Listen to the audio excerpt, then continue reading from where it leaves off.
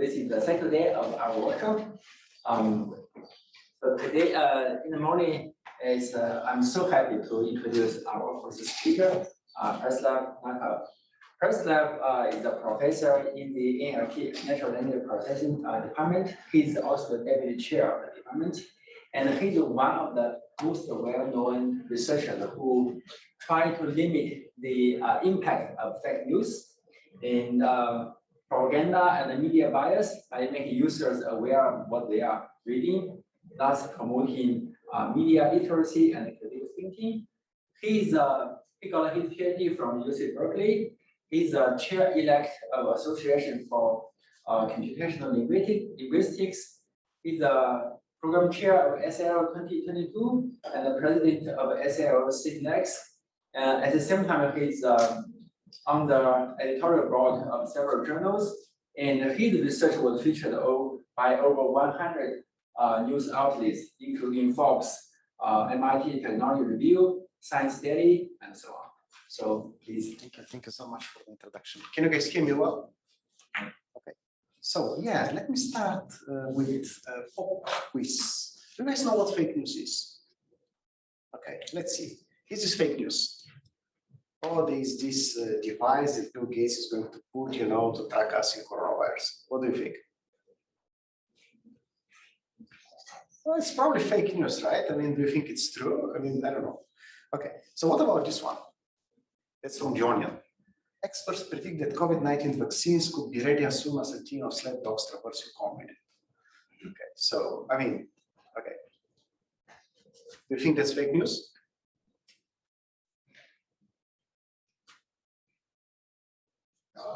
Okay. So, I mean, this is coming from The Onion. It's a known kind of, satire, kind of website that's kind of making fun of things, right? Okay, so, I mean, but what is the difference between this one and this one? Okay, so what are about COVID-19 and what are about, something that is, okay, let's take it that both are saying something that is not true, right? And both are written in a way to look like news, okay? So if you think of fake news, okay, they pretend to be news and they're false, okay? Therefore, both should be fake news. However, do you see a difference?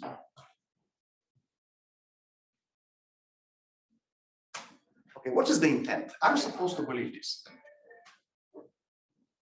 No, right? I mean, you're not supposed to believe this. I mean, this is a humoristic kind of, satire. Are you supposed to believe this? You are, right? Kind of this is written. So kind of the difference is in the intent. The intent is here. You are supposed to believe it, okay? Here you are not, okay? And therefore, there are different definitions of what fake news is, right? And kind of certain dictionaries even refuse to define and say, it's clear what it is. It's news and it is false. What is that? It was used like more than 100 years ago. It's not a new term. We don't need to define it. Okay, but fake news is oxymoron. It's something internal contradiction. News is supposed to be true by definition. Okay. Now, both here pretend to be kind of news and both are false, but this second one, is kind of, is something like satire. So under most definitions, by most social media platforms, and under most dictionary definitions, this second one would not be fake news. Okay, only the first one, even though some definitions would include this one as well. And when social media platforms started doing something about the limit the spread of disinformation at the time of COVID and in other events, they would not do anything about the second one. Okay, and people very quickly realized that the term fake news is misleading because to many people it sounds like false news, right? And the focus was let's do fact checking, let's see if it's true, right? Okay, but then the big people soon realized that the big problem of fake news is not that the news is false. The problem is that it became a tool to harm people. Okay, initially kind of it was like weaponized for political gains, but then kind of it goes like medical disinformation, financial issues, and so on and so forth, right? So people start talking about disinformation. What is disinformation? Well, it's something that is number one false, but number two has the intent to harm. Okay, and if it's just false but doesn't have an intent to harm, that's misinformation. Okay, I don't know if I say I don't know, I have been here for let's say 10 months, and if it happens to be 9 or 11 or whatever, not a big deal, right? I don't mean anything, right? Malinformation, true information for malicious purposes. I hack the email account of Dr. Fauci or Hillary Clinton or something, I put the emails on why. Okay, that's real information for malicious purposes. So this information is something both false and means to harm. Okay, and people have been exclusively focusing initially on the factuality, but now the term disinformation puts equal weight on both, and that's something that's important. And now, at the time of the pandemic, the World Health Organization coined a new term, infodemic, okay, which sounds like pandemic to me. And if you can see that the focus is really on the harm. So people started realizing, initially it was like, okay, fake news, let's fact check. Then they said, wait a minute. I mean, why are we fact checking? I mean, like, some claims are false, but we don't care, right? And we need to focus on what is the potential to harm. At some point, they realized, right, the harm is even more important. If you think about it, 2020 US presidential elections, it was about fake news, let's do fact checking. 2016, okay, and 2020, it was about hate speech and stuff like that. It was kind of really focusing on the harm. And in the time of the pandemic, actually, the World Health Organization coined this new term, right, infodemic.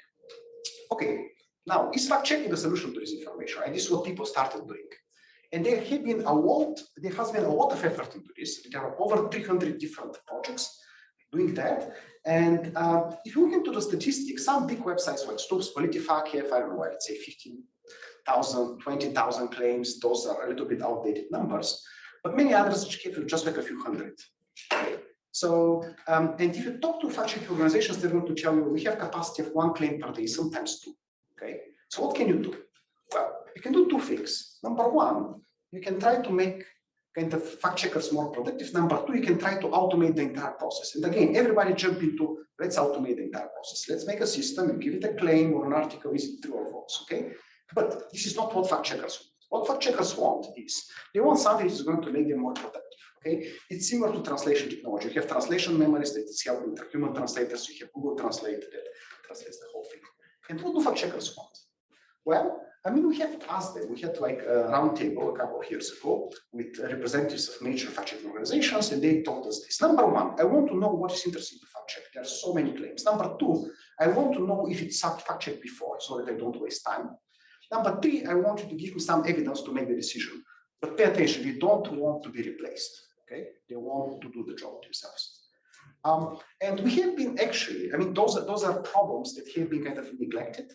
But we have been kind of focusing on them. So we have this ClefCheck.lab that have been running for several years now, where we have been looking into those tasks, like, you know, is it worth fact checking in different aspects of that, in political debates, in social media? Was it fact checked before, and then supporting evidence retrieval, and of course, actual fact checking. And then in parallel to that, you have fake news detection. Fake news is different. It's a different level. So you have fact checking is about a claim. Fake news is about an article.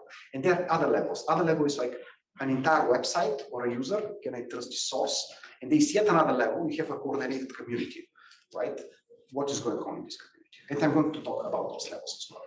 Okay, what is worth fact checking?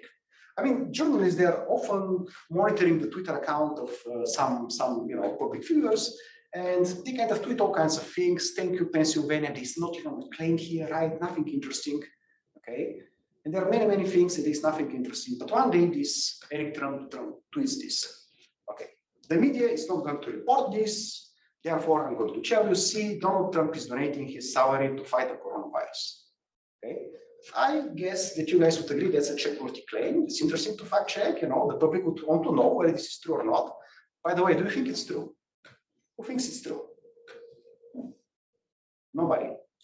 Okay, it's true. It was fact checked. It's true. Okay, but doesn't matter whether it's true or not. I mean, this is something interesting to fact check, right? The question is what makes it interesting to fact check? Okay, we have started by looking into we start with 20 criteria. We have been looking into this and eventually came up with this. Well, number 1, maybe it should be viral. If it doesn't have the potential to reach many people, we don't care, right?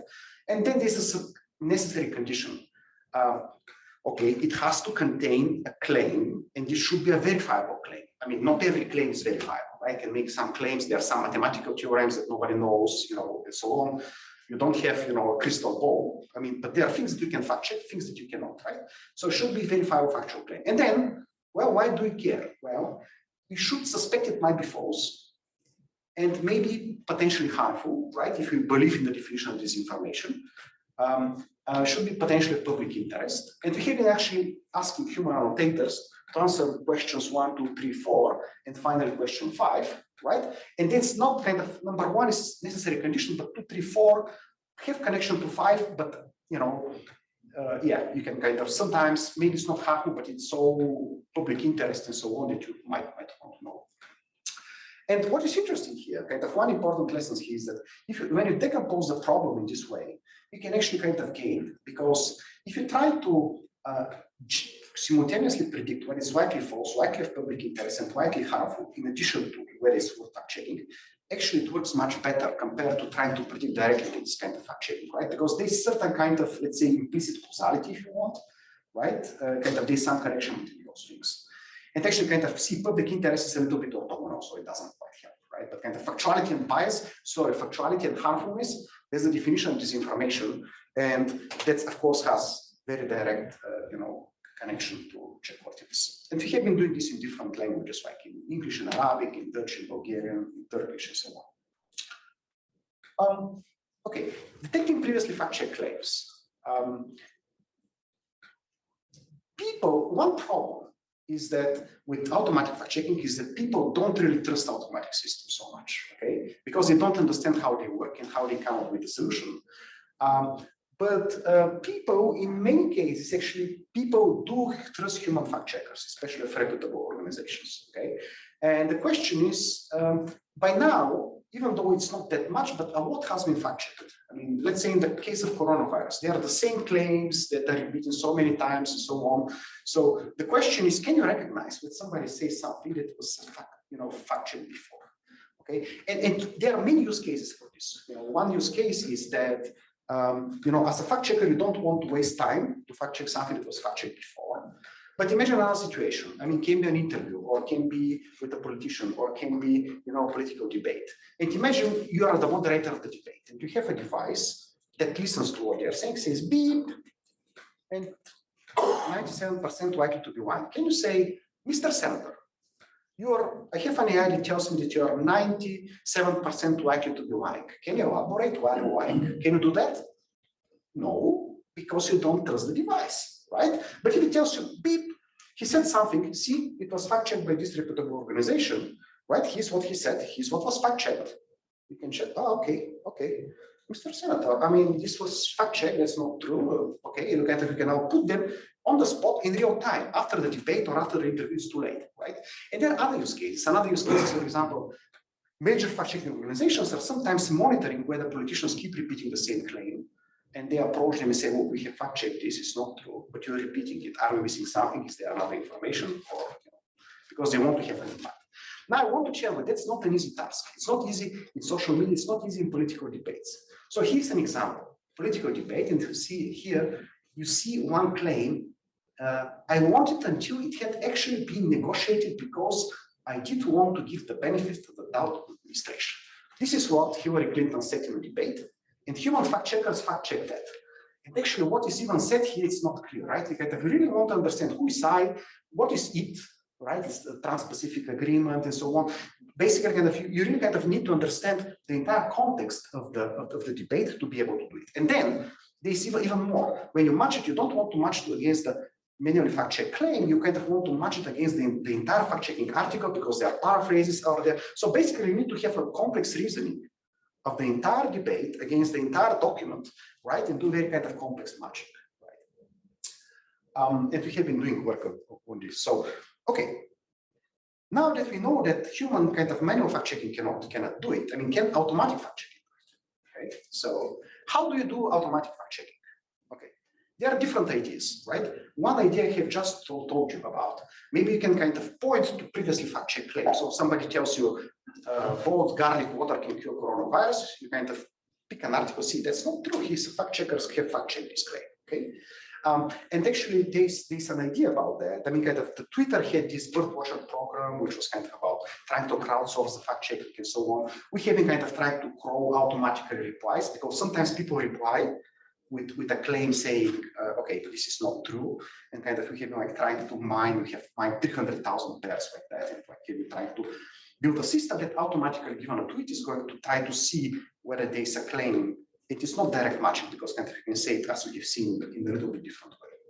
You can fact check by comparing to a table, statistical tables, and you can have things not just about numbers, about some aggregation, and so on and so forth. You can fact check against Wikipedia, right? If you trust Wikipedia, okay, journalists don't quite trust it because there are different things. And let's say, I don't know, the English Wikipedia can say, I don't know, the Urdu Wikipedia can say something about some event, the Indian another one, kind of, there are conflicts and things, right? But kind of in general, it's like a trustworthy source. But you cannot kind of fact check every single thing. I mean, there can be emerging claims that there's no information, much information about. What do you do? What kind of people do these kind of less explainable methods where you have a claim, right? And basically you see how it evolves over time. You see whether people agree with it or disagree with it, right? You see kind of what are the connections between those people, who follows whom. Then if there's a link to an article, you see whether this is likely fake news article or not. You try to see where it's published. Is this a reliable source or not? What is the connection between those sources? And now you see this heterogeneous graph where you have nodes with different semantics, connections between them with different semantics, right? You have users, you have tweets, you have articles, you have websites, right? And you have labels for a very small number of the nodes of this graph.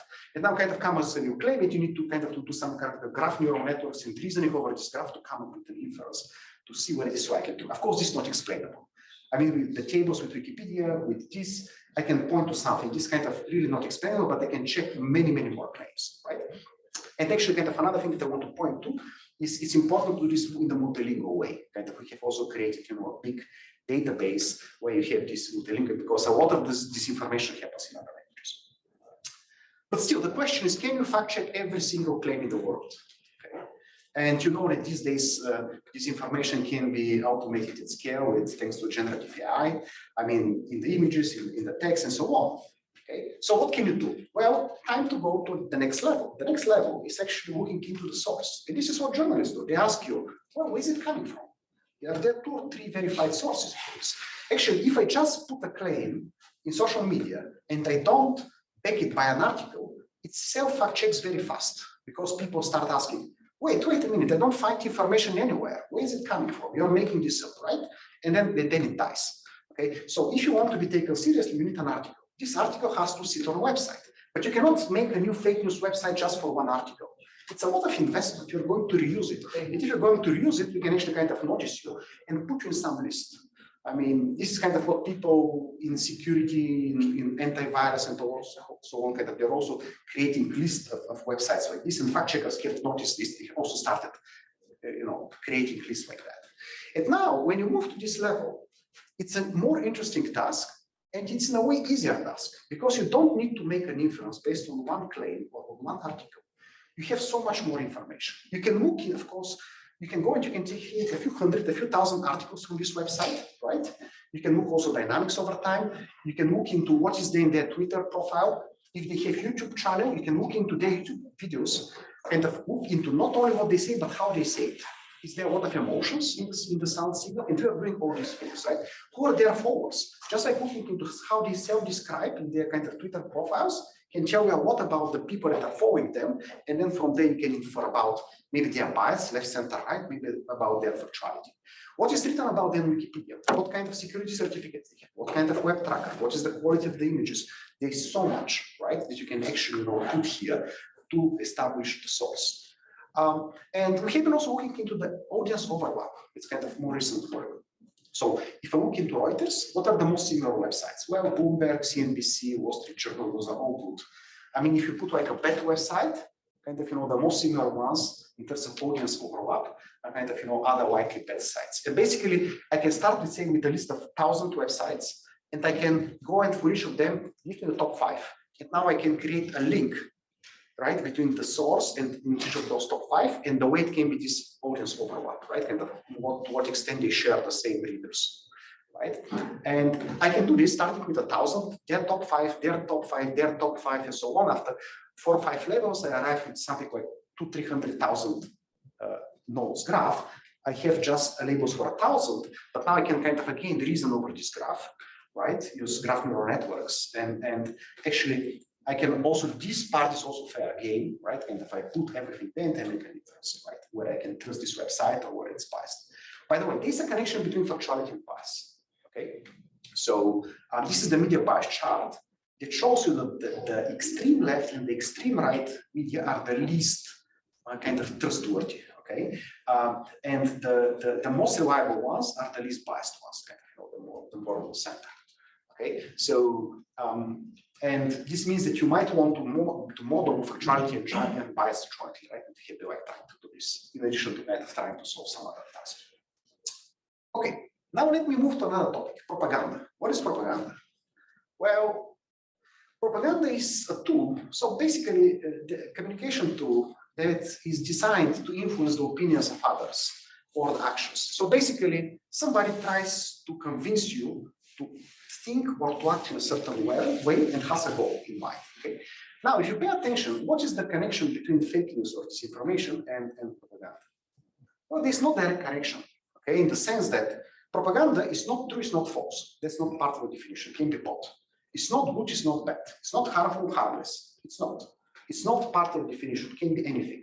And there are other terms for propaganda. Propaganda has like bad reputation, but then, it can be other things like, it can mean, advertisement, mass communication, persuasion, and so on. Kind of the techniques are the same, right? But on the other hand, there's a connection in the sense that if I want to do fake news, if I want it to work, it's not just about lying. I need to touch you, I need to convince you, so kind of I need to use these devices. But the causality goes in the opposite direction, right? I mean, like, just because there's propaganda doesn't mean there's fake news. But if you have to have efficient fake news, you have to have the propaganda. Okay?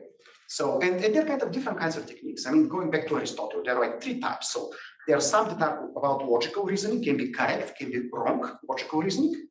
Another thing is like emotional manipulation. And the third thing is kind of looking into the person who is saying it, praising, or that's an expert on the topic, or kind of attacking them, or you cannot trust this person, right? Something like that. So basically, it's ethos, logos, pathos. That goes back to Aristotle. We're moving into about 20 techniques like this, different times, 18, 23, and we try to automatically analyze text and to detect them into the text. And this is kind of very powerful because it can help media literacy. Kind of, you can actually teach you how you're being manipulated, so that next time you read the text, you can actually detect it. So here we have like appeal to fear. You pursue any aggressor, right, trying to scare you. Or you have like brutality and bloodshed. That's worded language. That's emotional manipulation. Here you have convicts. We do our job to uphold the Constitution, defend our national security, and protect the American people. Now we have flag waving, this kind of appeal to patriotic feelings for Americans, right? And this is another way, to convince you of something. We have been kind of working on this on actually kind of initially on 6, then on 9 different languages. We have been collaborating with this with the European Commission. We had a shared task with MFAO, where we have like 3 different things. One is this objective news reporting versus opinion piece? The other thing, we're looking into the framing. Am I talking about the topic, for example, I don't know, let's say Brexit or COVID-19? I can talk from economic perspective, from a legal perspective, from a political perspective, human quality of life, and so on and so forth. And finally, the propaganda techniques. In propaganda techniques, we have moving into English, we have moving into French, into German, Italian, Polish, Spanish, Arabic, Bulgarian, North Macedonian, Greek, Georgian, right? And kind of we have data sets for that. So the next thing that I want to kind of to pay attention to is like coordinated communities. That's kind of the next level after kind of analyzing our website. Okay, so we have been looking into data set in Twitter of UK elections, and basically we have been looking into the connection between propaganda and coordination. So we can have a community, okay, and this community of users are coordinated. Kind of, if somebody does something, the other guy retweets it or something like this, they're kind of working together. You discover that. Okay. Now I can look into the zoom into the more and more coordinated core, and what I expect is that the propaganda is going to increase. Those are the most active users there. And surprisingly, for 2 communities, it either didn't change or even went down, and we didn't really kind of expect that. Right, and this was actually those turned out to be grassroots movements that are not controlled, not manipulated by anybody. So kind of this is how you can tell whether it's kind of a genuine community or somebody's kind of behind. Okay, the last topic, multimodality. Multimodality is very, very important. Kind of memes are much, much more influential compared to just the text, right? You can consume them very fast. And we have been looking into what kind of propaganda techniques are there, right, in the memes. We have been also looking into and how kind of the image helps with that. We have been looking into whether they are harmful or not. And if they are harmful, who is targeted? An individual, organization, or community. We have been also looking into who is the specific target. So if I give you a meme, can you tell me who is the target here? And here, for example, the target of the harm is Bill Clinton, Hillary Clinton, the Democrats, while White House and Donald Trump are mentioned, but they are not the target. And the next level is we have been looking into who is portrayed as a hero, as a villain, as a victim. Okay, kind of what is the role of the different people that I mentioned in this meme. And we have been also looking into explanations. That's also kind of something important, right? If I give you the meme, okay, you understand he's the Democratic Party is a victim, but the question is why? And kind of we are automatically generating, right, description of why this is happening. We have an interesting model that I will skip here in the interest of time. So maybe kind of the final thing is, okay, can you win the war of these fake news? Okay, so you know, like 4 years ago, I was invited by the Interparliamentary Assembly together with two other experts, and they were asking us, you know, for like 2-3 hours, a whole bunch of questions, but eventually kind of, you know, more or less about this. Okay, tomorrow we are going back to our parliaments. What legislation should be fought to be done with this problem? Okay, and of course, kind of legislation has some certain role to play, but there are many other things. It's a complex problem, doesn't have a simple solution. So kind of you need the technology companies, social media platforms, it happens on their platforms. Fact checking is very important effort. We can have different kinds of tools, but at the end of the day, still kind of the question is, do we know whether we can even win this war? And the answer is yes. So back in 2019, Finland has declared that they have won the war thanks to a 5-year program where they have been promoting media literacy, teaching people not to believe everything. If something makes them very emotional, maybe somebody has, you know, wants this to happen, not to share so fast. You know, if some image looks fishy, maybe you can do reverse image search and stuff like that. And they're saying that it's kind of, you know, becoming irrelevant in the sense that you don't really eradicate it. I mean, I like to compare it to spam. Spam is still around, but it's not the problem that it used to be, right? So it kind of has been somehow put under control. And of course, kind of Finland has one of the best media literacies in Europe, and also one of the best education systems. Now to conclude, okay, so just before the pandemic, right, I was in India, that was my last trip, and I found the tomb of Gandhi. And I found something very interesting. Don't listen to rumor. If you do, don't believe it. If you listen to Gandhi, the problem will be solved. Because the problem is that we are sharing it, okay? If I have spam, I send the spam to 1,000 people, what's gonna happen? How many are going to share it further? Maybe 1-2 people, maybe nobody. If I have something very viral, I share it with 1,000 people, it can reach millions, can go around for months. Why? Because we do it. I mean, there are bots that are, you know, retweeting it, there's coordination and so on, but mostly kind of it's us. I'm finishing. Okay. I wish I could finish here, but I have like a couple more slides because there's kind of this thing, ChatGPT, right? I told you this nice story, okay? There's fake news, factuality. Disinformation, factuality was harm. Infodemic, harm, okay? So kind of basically what I was telling you was forget about factuality, go after the harm. If you care about fake news, this is what you should do. This is what kind of the society was going on. But then the question is, now, okay, so see what happened to Google, you know, when they kind of presented their chatbot, right? I mean, kind of they had some factuality error, costed them $100 billion. Okay, so kind of ChatGPT made factuality great again. So kind of now we need to go back, right? Because there are hallucinations, there are things that are not true, right? If you ask about me, oh, I got this award, I mean, stuff like that. Okay, so you cannot really kind of argue that ChatGPT intends to do harm, okay? I mean, it doesn't know about harm or not, I mean, in this specific case, but kind of you need to go and fact check everything. But then that's number one. Number two is, okay, can we use actually those large language models to help us do fact checking? Okay? And just like this is the last thing I want just like to give you an idea. One way that you can actually kind of do fact checking we have been looking at is imagine a complex claim like this. both James Cameron and the director of the film Interstellar were born in Canada. Okay, it's a complex claim that is not so easy to fact check. Okay, directly. But now, if you ask a human, how do you fact check it? Well, number one, I want to know whether James Cameron was born in Canada.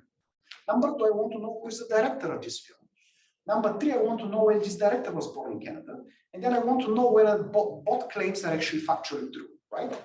And now, if you think about it, to fact check this is very simple. James Cameron born in Canada. That's a very simple claim. I can have a knowledge graph or something, right? I mean, like the director of this film is this person. That's also very simple, right? I mean, this guy was born in Canada. So basically, I can have an implementation of a very simple fact-checking function for a very simple claim, a very simple question answering system for simple claims, right? And I can take a complex claim and I can actually come up with this kind of program, okay? And this is actually what we do. We ask large language models to take a complex claim like this and to generate code like this. And we have an implementation for fact-checking and to answer, we just execute this code. And that's how we do fact-checking, right? And this is just scratching the surface, right? And I stop.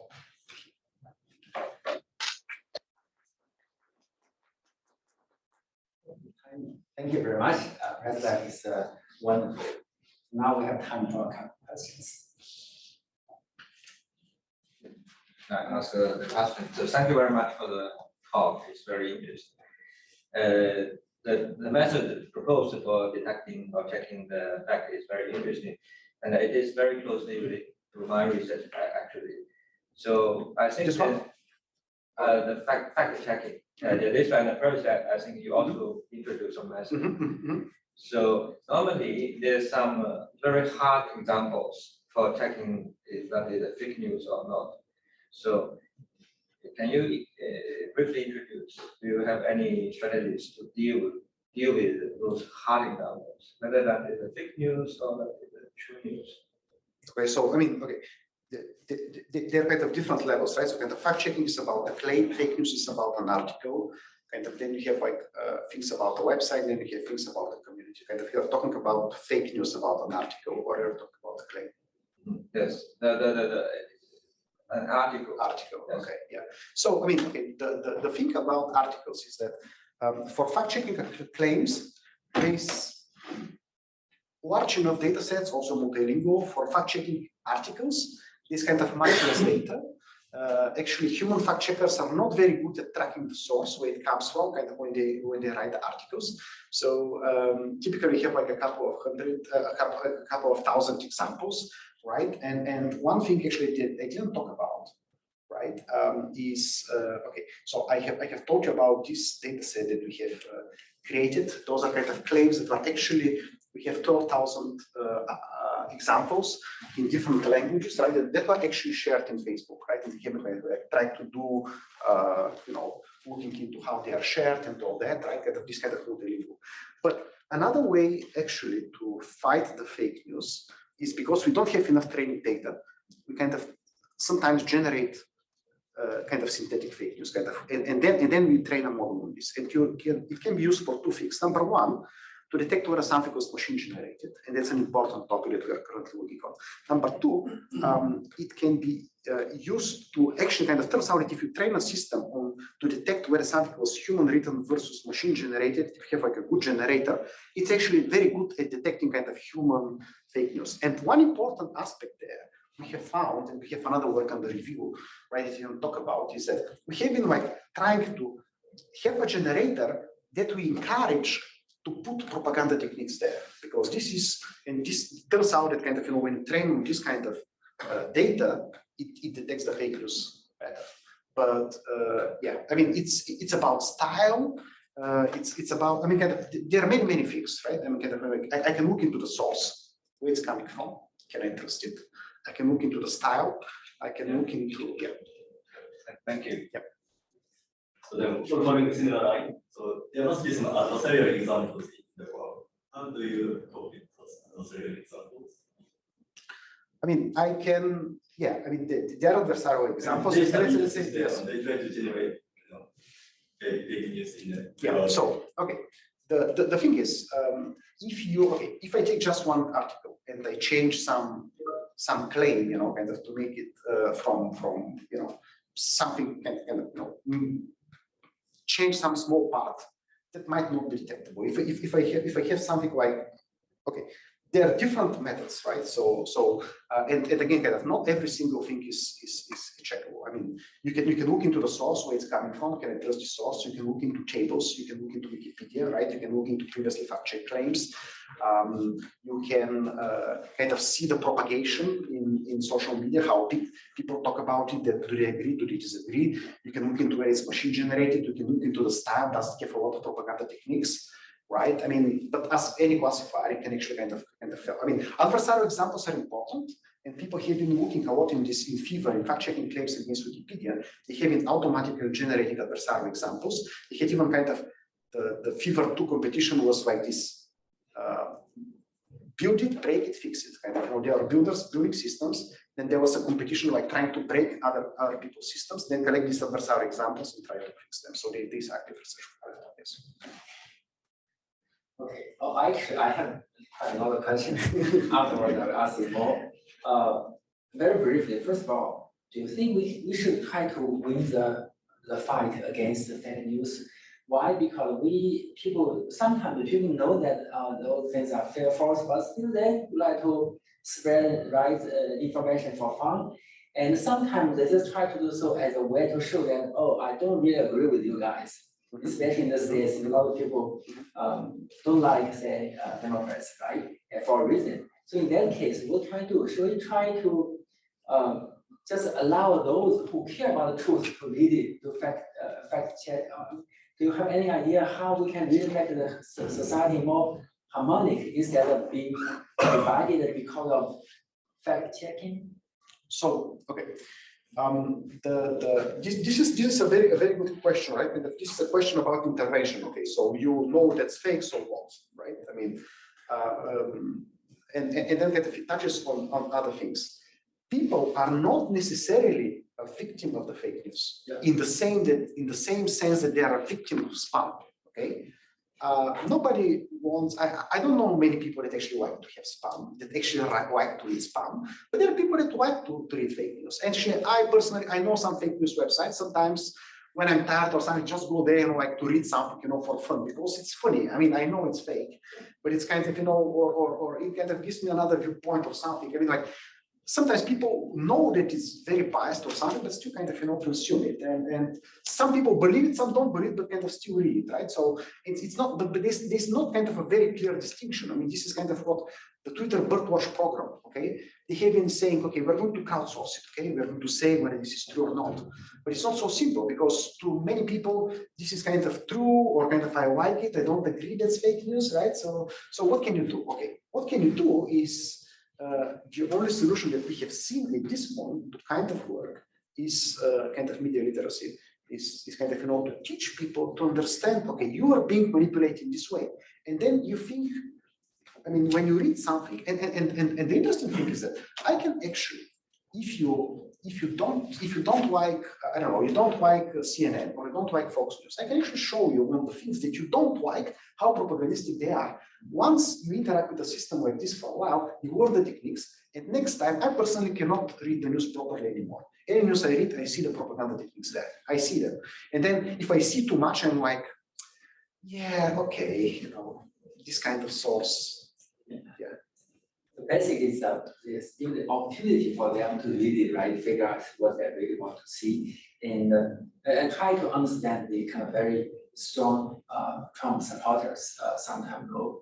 So they know something was false. However, it's just a way to show their attitude. At the same time, the boundary between fake news and the true news is somehow blurry, because in science, it established step by step, right? Something can be changed, especially regarding vaccination, the adverse effect of vaccination. So I mean, right now, probably we need to make something rather blurry instead of saying this is true, this is false. Yeah, I totally agree. And when I started working with this, I started with, okay, let's go fact checking, disclaiming this, and then I started like, okay, let me see about the bias. Let me kind of if I'm going to, I want to give you as a reader information, what are you reading? Is there a lot of propaganda techniques, okay? Or what is the framing here? Or is there systematic bias? So for example, if you read today something that says, okay, climate change, actually there's a new study that shows it's not human-made, it's because of volcanic activities like periodic and all that, okay, fine. Maybe there's this study, maybe it's real study, okay? But now, if I give you background information, see, this source was always skeptical, then you kind of take it in a little bit different thing. And then, so kind of, and also whether there's a difference between factual news reporting and opinion. Opinion articles, they're excused to have any kinds of opinion, different kinds of views and interpretations. So kind of this is one of the things that actually it's not here, but kind of part of the shared task we're trying to understand, because you should think of the news in different ways. If it's an editorial, it's supposed to be, to take a specific position, to provoke you, right? But it's different if it actually pretends to be factual news reporting. If it's like satire, that's a different thing. They can say again kind of anything. So kind of, you want to pay attention to this. But to me, kind of, if you have people to think, right? And 1 week, there are many things, but kind of, there are weak points here. The weak point is that it spreads in social media. We are spreading. If we stop doing it, it's not going to be viral, right? And people that are putting money into this, they're going to lose interest because it's not going to work. I mean, we have defeated spam, right? It took quite some time. We should be able to defeat this. Wonderful. Yeah, I'll ask you some technical questions later. Yes. Yeah, I couldn't really go into much technicality. It's kind of a lot of work. The user intent from the text could be a very interesting problem because the hidden variable. Okay, wonderful. So we have to stop here. Thank you so much. So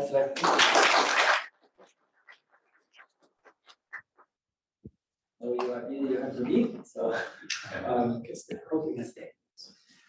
Yes, next one will be online. Oh, online. Yeah, it's online. Great.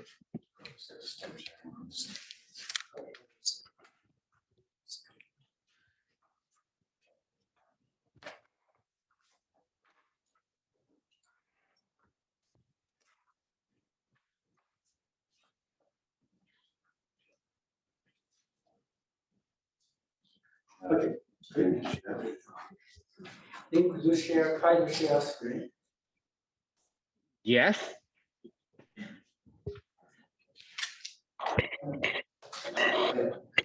Okay. So if, yeah. So by the way, how much time do I have? Should I stop at like the original time or? Yeah. Partly because me, I asked too many questions. So you have half an hour. Okay, still half an hour. Okay, yes. Sure, get it. Okay. Okay. So let me just make the introduction very brief. Our next speaker is Dr. Lin Gu. Lin is a research scientist at RIKEN-AIP. He's also a spatial researcher at the University of Tokyo. And his research interest is mainly on the application of machine learning to biomedical imaging. And he's also a regular visiting scholar of Kyoto University. And previously he worked in Singapore. He got his PhD from Australian National University and NICTA in Australia. So Lin, whenever you're ready, please. Sure. Okay. Yeah, thank you for the introduction. Okay, so thank you for the introduction. So this is Lin from RIKEN-AIP.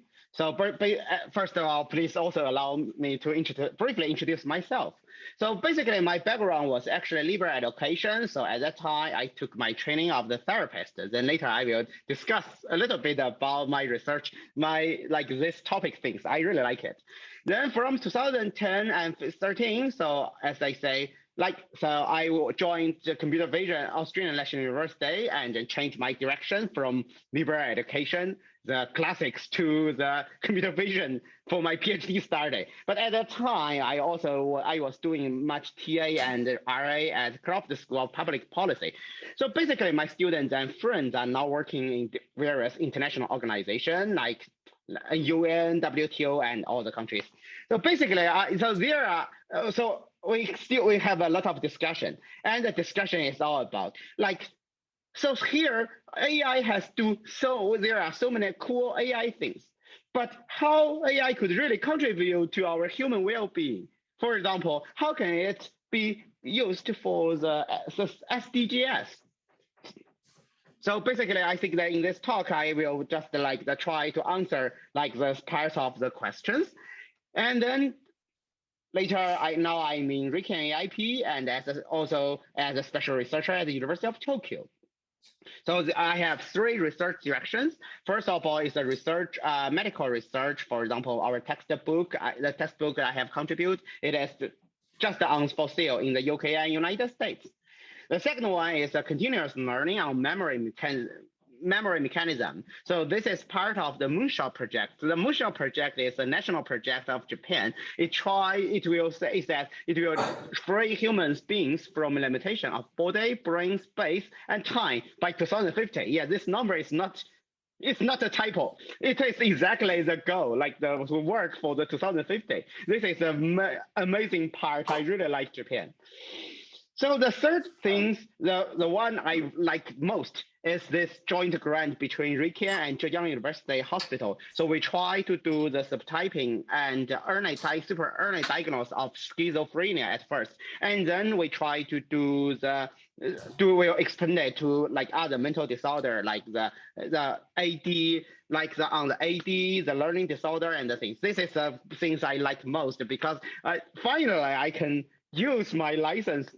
Since I got my license of the therapist, I have never treated any patient at all. But now it is a time for me to really use it, maybe not to kill the human beings, but to kill the AI. So basically, so my research direction, my research topic is this is my research topic. So the word artificial intelligence, the artificial is introduced in English from artificial intelligence from Latin in 15th century. So it discusses about made by man, contrived by human being. We know there are so much efforts on how to make artificial intelligence, like ChatGPT, and also segment everything by the Facebook. But the most important thing I think, which is still lacking, is how to make the AI for human being in the real world. So now in this one is for exploration. Last year, so I have some triple AI, ECCV, Mikai, and also later methods, pattern recognition. So here, the first thing I would like to discuss is about the key bottleneck for the medical application, the opportunity and chance for the medical application. Now we see that there are so many papers, for example, 5,000 for the cowboy, there are over 5,000 or 6,000 papers, say we use the AI for the cowboy. But unfortunately, even now, the FDA only approves 3 or 4 class 3 medical AI product. So what results in this limited adoption of medical AI tools in real world setting? It is because existing AI research, most of the existing research lacks alignment and understanding of the end user's need. So for me, I will summarize because they don't understand the real need for the doctors. So I think that it can be summarized into 3 specific topics. First of all, the medical tech is different from the ground truth engineering we're familiar with. The second thing is the medical AI models were mostly developed based on the availability of the dataset rather than what the doctor really needs. The third thing is the machine learning studies relies on the accuracy, precision, ROC, which are statistic abstractions, but did not relate to improvement in the medical care. So let me first illustrate what it means that was a gap between the engineering professionals and medical experts. The engineering people we're familiar is a well-defined, simple, and elegant world. Everything is so abstract. But in the medical, it's totally on the opposite. It's imperfect, full of uncertainty, fully ambiguous. This is what we call it the real world. So that is why we have from the medical domain, we have this word to cure sometimes, to relieve often, but to comfort always. The medical world is full of uncertainty and imperfect. So that's why I will summarize in my lecture. I normally summarize with this like the part of the drama. It says we are not gods. So like in the engineer, as for the machine learning researcher, we believe we are God because we can stop the code program anytime and check exactly the parameters and what is going on in the memory and see each activations. But in the medical, we are not God. We couldn't just cut some people out and then check like what has happened. We're only humans. So sometimes we don't know the ground truth. Yeah, let me take some examples. This is like the medical pipeline. The first of all, the doctor will observe the patient and tag a label for the disease. But the reliability depends on the disease and field. That way, for example, in our medical, like our mental disorder part, most of the diagnostic tag does not have biological evidence behind it. Then, even we have some like the biological evidence, for example, for the breast cancer, at least we know the tumor is. But still, we're not only, for example, but in this case, for example, for the BI-RADS4B, it can only tells you it is a moderate level of suspicious, which is more than 10% and less than 50% likelihood of malalignance. So basically, this probability is rooted in the past population studies. And still uncertainty for individual clinical decision making. So then the question is, what should we do for this, like the label, like for this one, like we only know it's like over 10% and less than 50%. But what should we do? Then the third, like here, the third example. Like for example, this is a radiotherapy. Even we like be sure there is a tumor. We do the radiotherapy plan. As you can see, the red part is for sure because this is the tumor we can see in the MRI. But we know that what is a tumor what is the difference between tumor and noodle is because tumor does not have this like the things to bond it. So the cancer will just infiltrate other parts. That's why we have to use we have to give some margin to also to give a margin on the rest of the parts. Then the question is, how much is this margin? You will be surprised. Actually, there is no standardized behind it. There's no manual behind it. The doctors just do it quite arbitrarily and subjectively. And the result will only be seen after several years, if you were lucky. So the real world patient outcomes are actually probabilistic and only seen after years. So here, if we can see that, if we summarize it, it's like that. Because the AI model, because most of the people just do their models based on the existing data set. The data set, doctors will give a label and call it a ground truth, but this data label are very subjective and often lack the biological evidence. So how can we, if we just directly build the machine learning things on this, like the models, it will be like a foolish man who built his house on the sand. So here is our solution.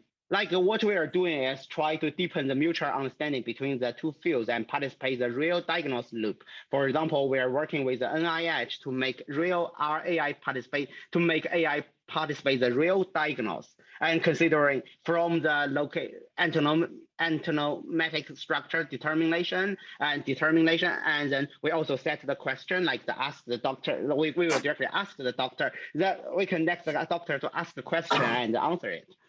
Very cool thing. So, and we also try to explain how deep neural network works from clinical aspect. So this is the part I like most.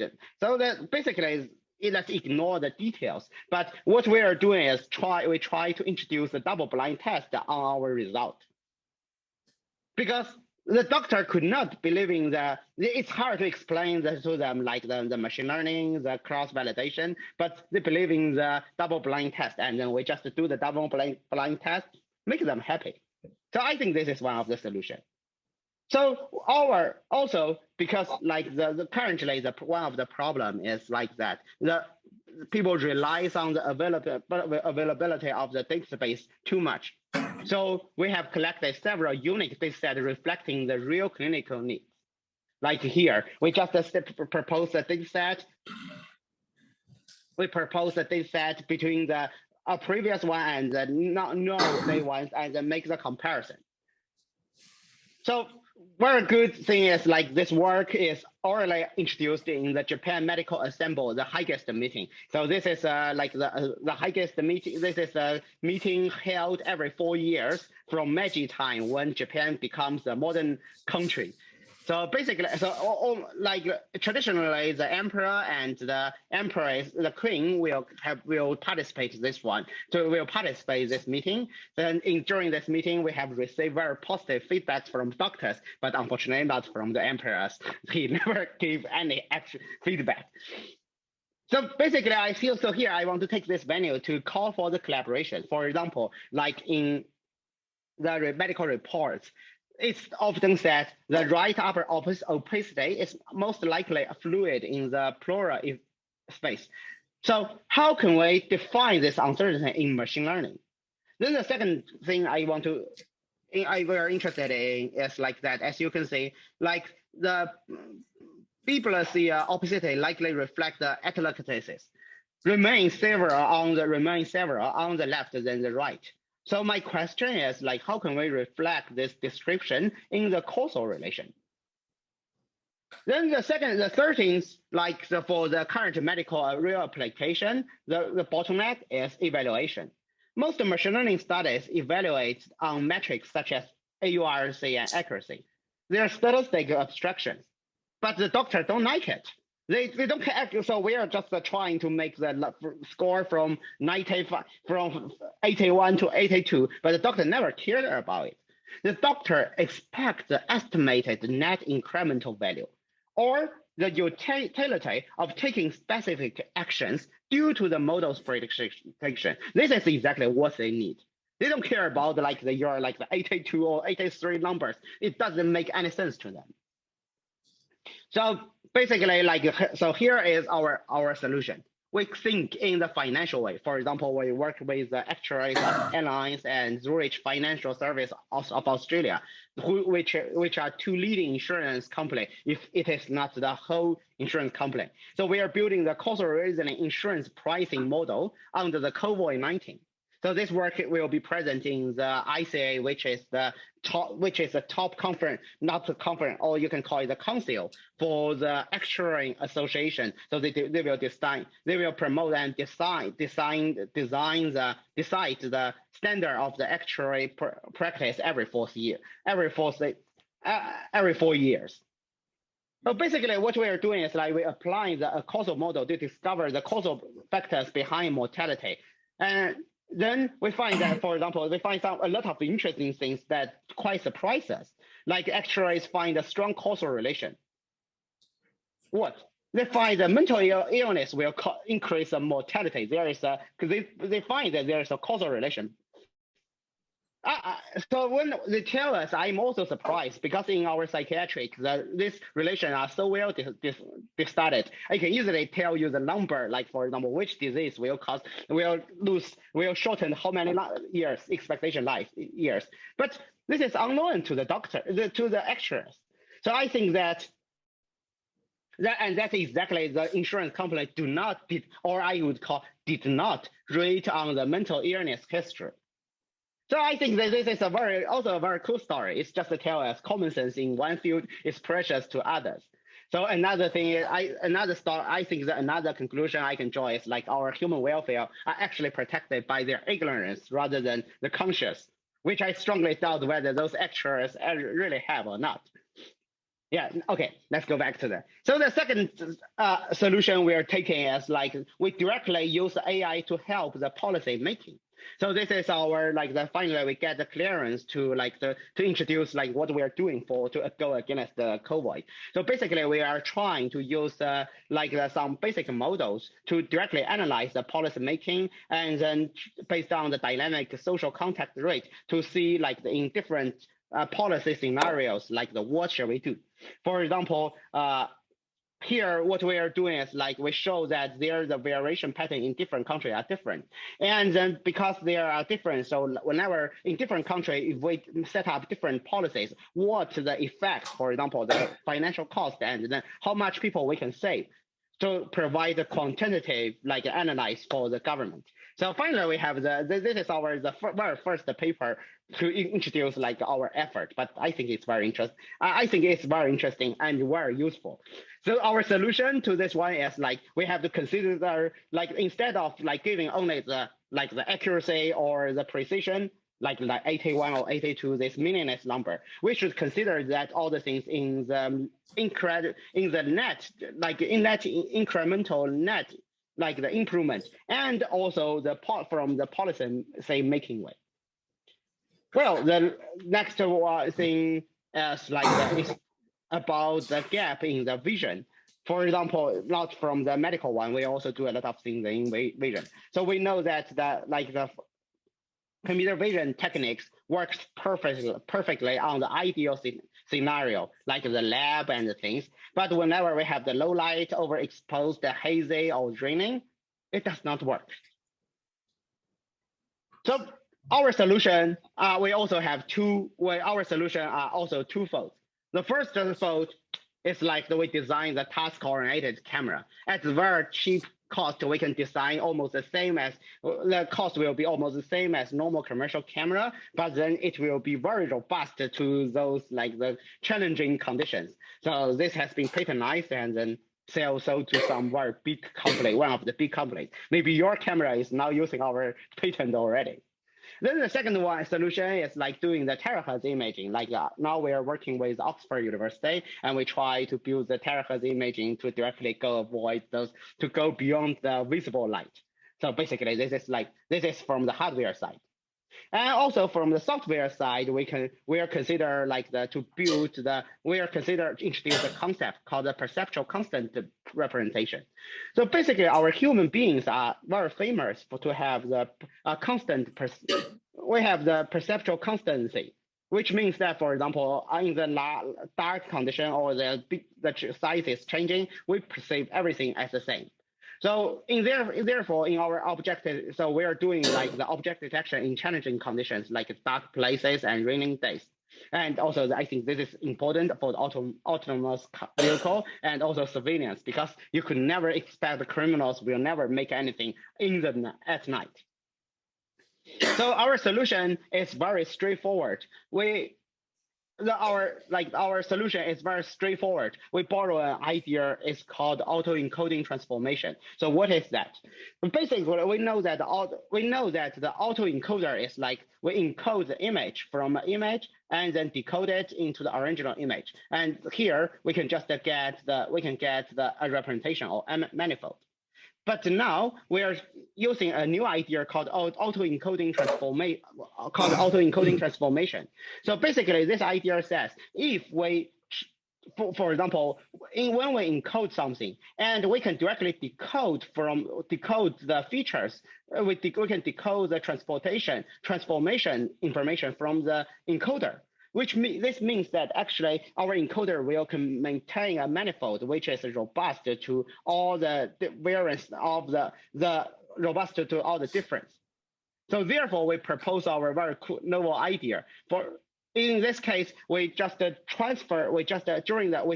the self-supervised learning to do this. Like in the training, we make the image into the dark image, but when we make it darker, we consider some real scenario like the noise and the ISP procedure to simulate the real dark image.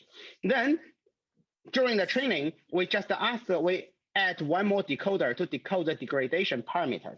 So according to the auto-encoding transformation theory, that if we can decode this transformation theory, then it means that this encoder will be able to encode the equivalent manifold, which is robust to those degradation. And the final result is also nice. So we are able to decode, we find that with this method, during the test, we can throw this decoder and maintain the original size architecture, and it works quite well under the dark condition. Then we extend this one to the scale variance problem. So we know that in the computer vision, scale variance is a big problem. Like some method is good at detecting. So for example, some network is good at detecting very small things, and some are good at detecting large things. But so some solution is like HR network. They will try to use the 2 or 3 networks. One is focused on small things, one focused on large things, or they do try to do it in an ensemble way. But here we are just propose our novel method to only try to consider it in the manifold. So the idea is also very similar. So basically, for given an image, then we just degrade it into the very different kind of small images. Then during the training, we just add one more step, which add a decoder to try to decode those features back to our original image. So in this part, we use a super resolution to help us to build this decoder. So according to autoencoding transformation theory, if we can just decode the original image out, it means that this manifold, this encoder itself, will just encode sufficient information that is equivalent. This is like the robustness to all those, like the size difference. And the result is very nice. So basically, if we summarize in theory, we can say this is the first paper to use the resolution as self-supervised learning, as a self-supervised learning signal. And we get the scale invariance manifold. The unique advantage is like that is we can work on the mainstream CNN and transformer architecture. We make the minimal modification during the training, and during the inference stage, we don't need to change anything. And also we have proposed some efficient model which can just try to enhance the real world dark image. And then it's a transformer, but with only 90K parameters and very quick speed base. So currently, what now we are doing a very interesting things. Because like in Japan, you know that there is a Fukushima nuclear plant. So we have to deal with like how the device will work in the radiation. So we are working with the Fukushima nuclear plant to simulate like how the radiation will impose radiation will happen. What radiation will cause, what noise will be introduced by the radiation on the 3D sensor, and how can we use the knowledge distillation and the things to recover the 3D sensory, to help the 3D sensory to deal with radiation, and then get a recovered radiation-free scan to let our robot to work in the Fukushima. Okay, so basically,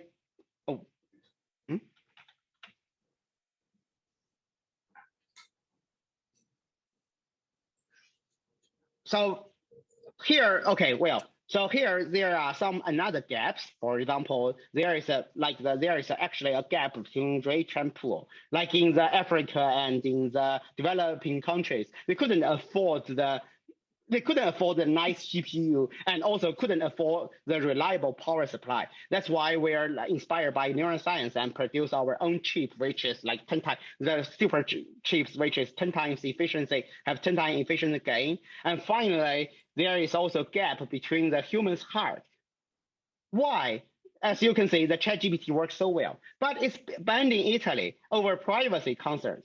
And also, like the AI fairness has introduced like so much like the discussion. That's why in Nature paper, in the Nature last month, they also discussed that the AI fairness research.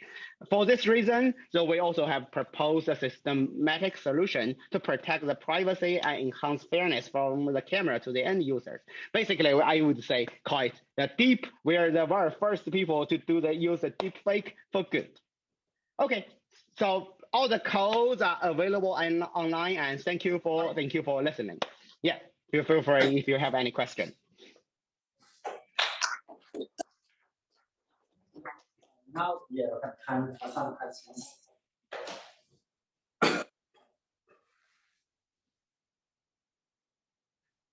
Okay, maybe I can start with a quick question from me.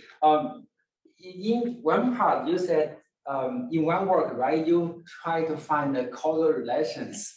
How did you find it? Did you just apply some method to the data And according to what you said, seems that the discovered relations were somehow misleading. Maybe Yes, exactly. Yes. So you mean this part, isn't it? Yeah.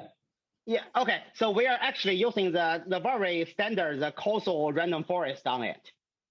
Because you say this is the work by the actuaries. So you say I couldn't touch their data. I'm not allowed to see them. This is a top secret in their companies. So basically, I have to teach those actuaries to use some very basic machine learning tools like the causal random forest, and then they run the causal random forest and find that there is a causal relation. They find some causal relations they have known, but also they discover some causal relations they didn't know before. For example, this mental this mental illness will just increase the mortality of the people who is taking the insurance.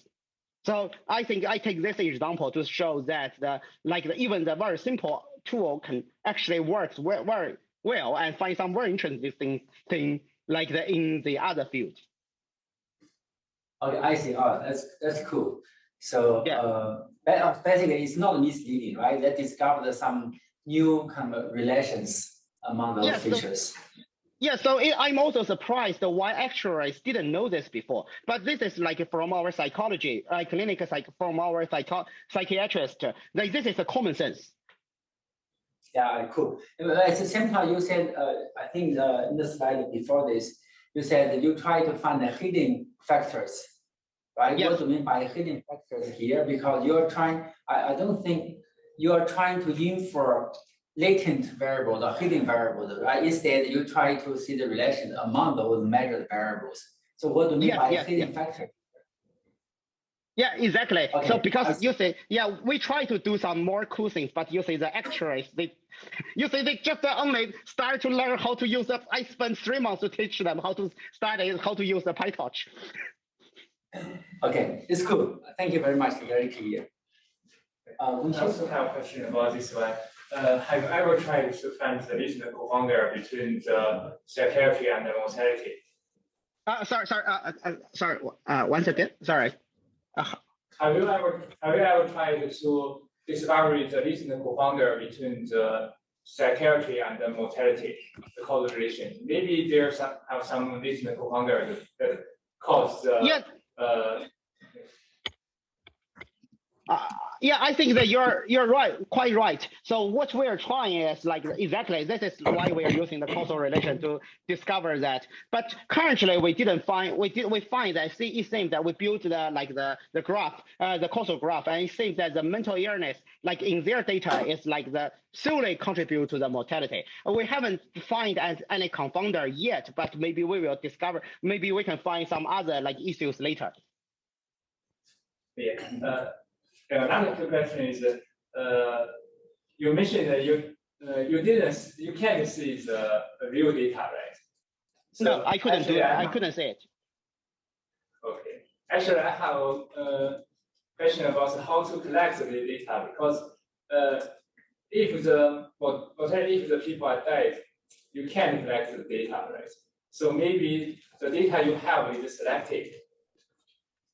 No, we just do it on the raw data because they're insurance company, you see. Okay. You can just say they're the insurance community of the whole Australia. Oh, I see. Okay, thank you. Okay, cool. Thank you very much, Lin. Thank you. It's wonderful. Yeah, thank you. Yeah, let me stop it. Yeah, our next speaker is Professor Elsaddik. You are online. I know you are attending a conference. Thank you so much for agreeing to share with us. Although I guess you are giving talks somewhere else at the conference. Yes. So, yes, my pleasure. Okay. Nice to see you. Great. Maybe you can try to share a screen while I try to give a very brief introduction. Okay. Professor Elsaddik is professor in the computer vision department, and he's the chair of the department. And he's also co-director of the Center for Metaverse right here. And before he joined MBZUAI, he was a distinguished university professor and university research chair in the School of Electronic Engineering and Computer Science. at the University of Ottawa. And he was also director of the Ottawa Carleton Institute for Electric and Computer Engineering, and the director of the Medical Devices Innovation Institute. So he basically, although he was very busy, he published a lot of papers, and he collaborated with a lot of researchers, and his research was influential. And he's a fellow of the Royal Society of Canada, SM Distinguished Scientist, a fellow of the Engineering Institute of Canada, and the Canadian Academy of Engineers. He also received quite some awards in Canada and also internationally. So, okay, I will stop here. Abed, whenever you're ready, please start. So let's welcome our speaker. Thank you very much, Koen, for the introduction, and thank you, RIKEN and MBZUAI for organizing such a great workshop. You can see my screen, I believe, right? Yes. Yes.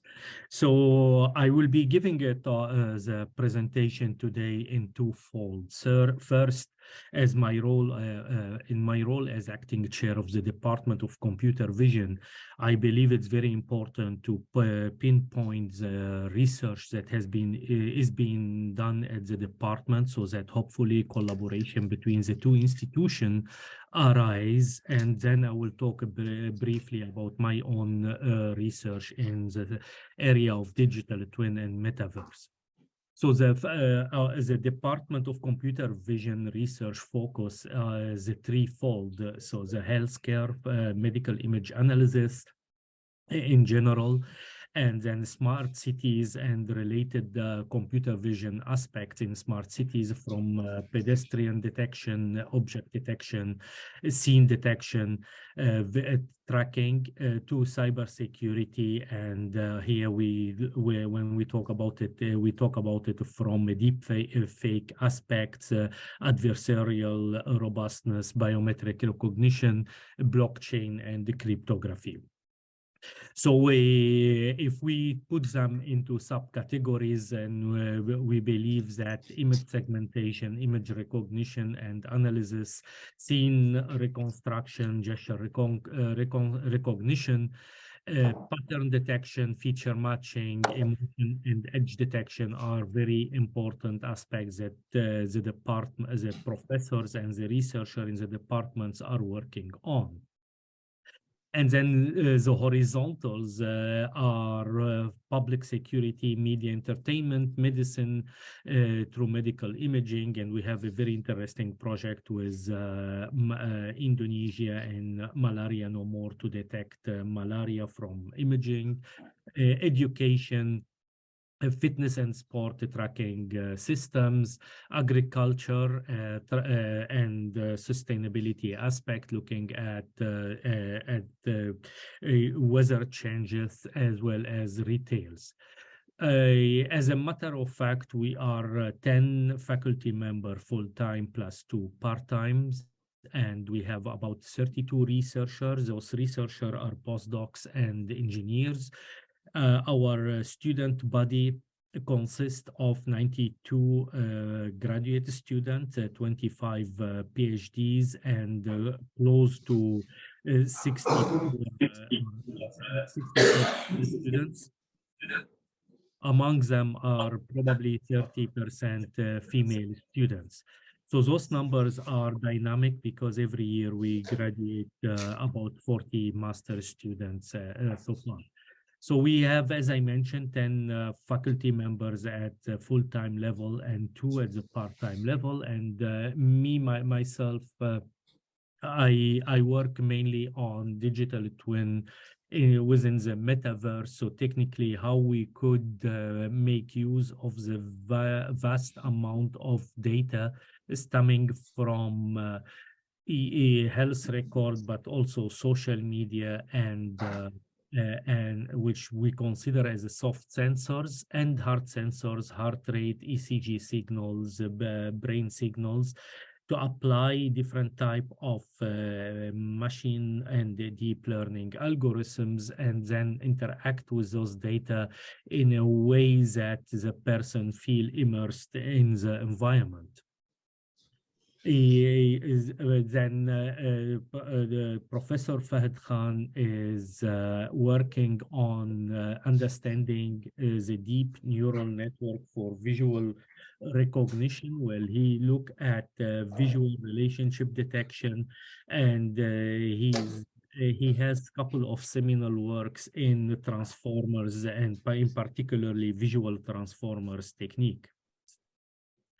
Hauli is also associate professor with us, and the Hauli work is mainly on AI-driven virtual human. He is co-leading the Metaverse lab, and his major area and achievements are in volumetric avatar creation, so that he facilitate, and his goal, he aims to volumetric teleportation of digital human between spaces. Kartik is a colleague working, joined us from IBM Research and from A-Star Singapore. He's working on biometrics in general, and in particular, he looks at how can AI system be trusted. So looking at robust collaborative learning algorithm so that the trustworthiness and the privacy preserving can be still maintained. Salman is one of our stars in visual transformers too, and his main research area is zero shot imbalanced learning from images, where he tried to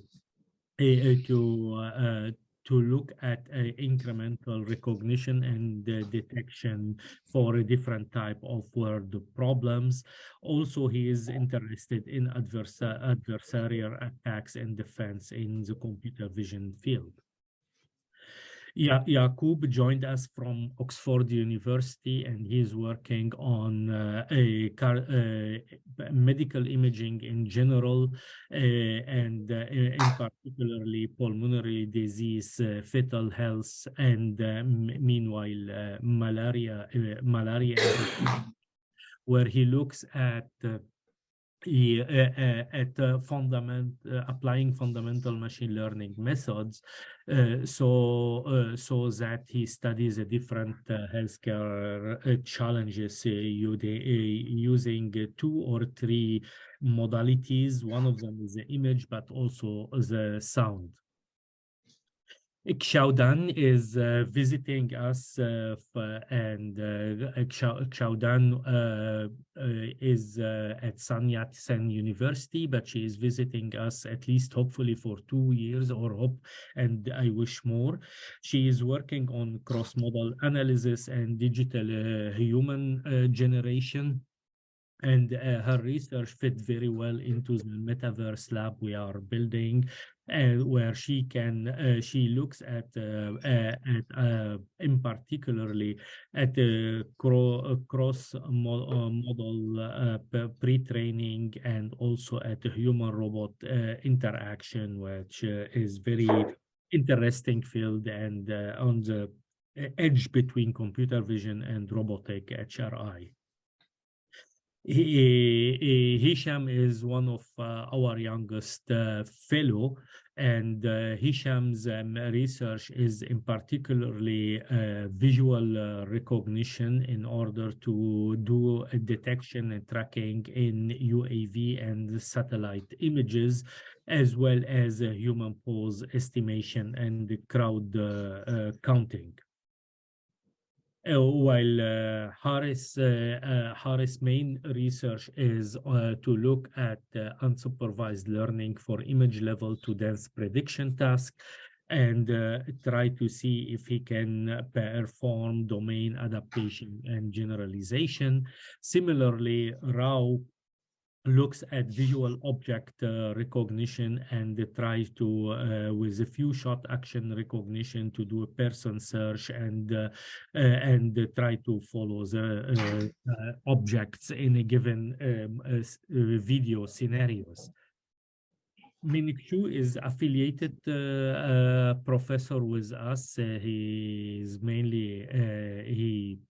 mainly working on image or medical imaging with us, and is particularly working with Muhammad Yaqub on tomography images, and then Shijian from NTU in Singapore, and he's working on using transfer learning for unsupervised domain adaptation and on multi-model image synthesis and editing.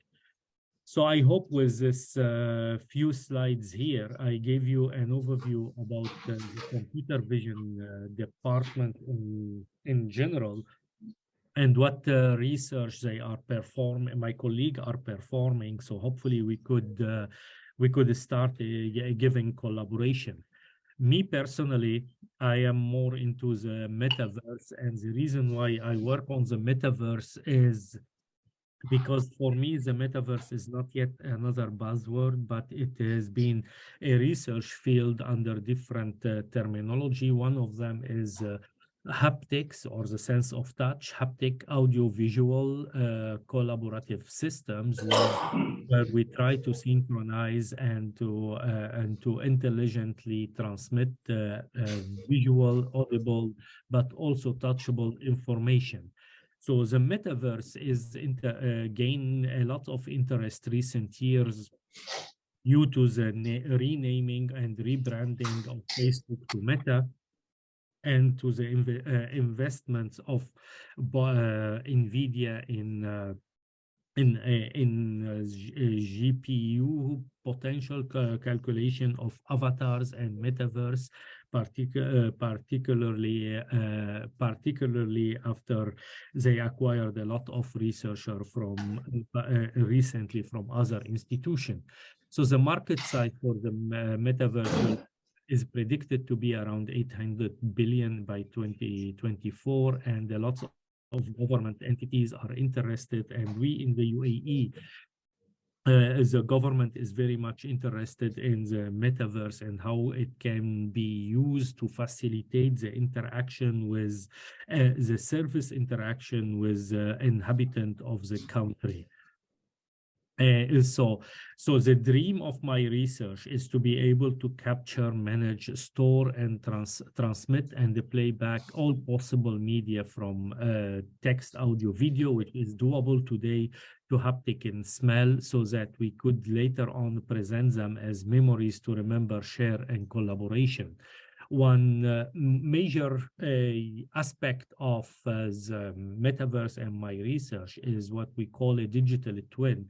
And the digital twin has been defined by NASA as a virtualization of industrial process.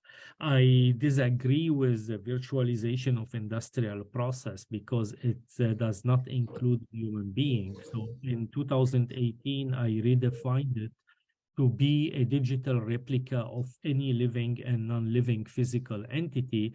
Consequently, I could bridge the physical and the virtual world.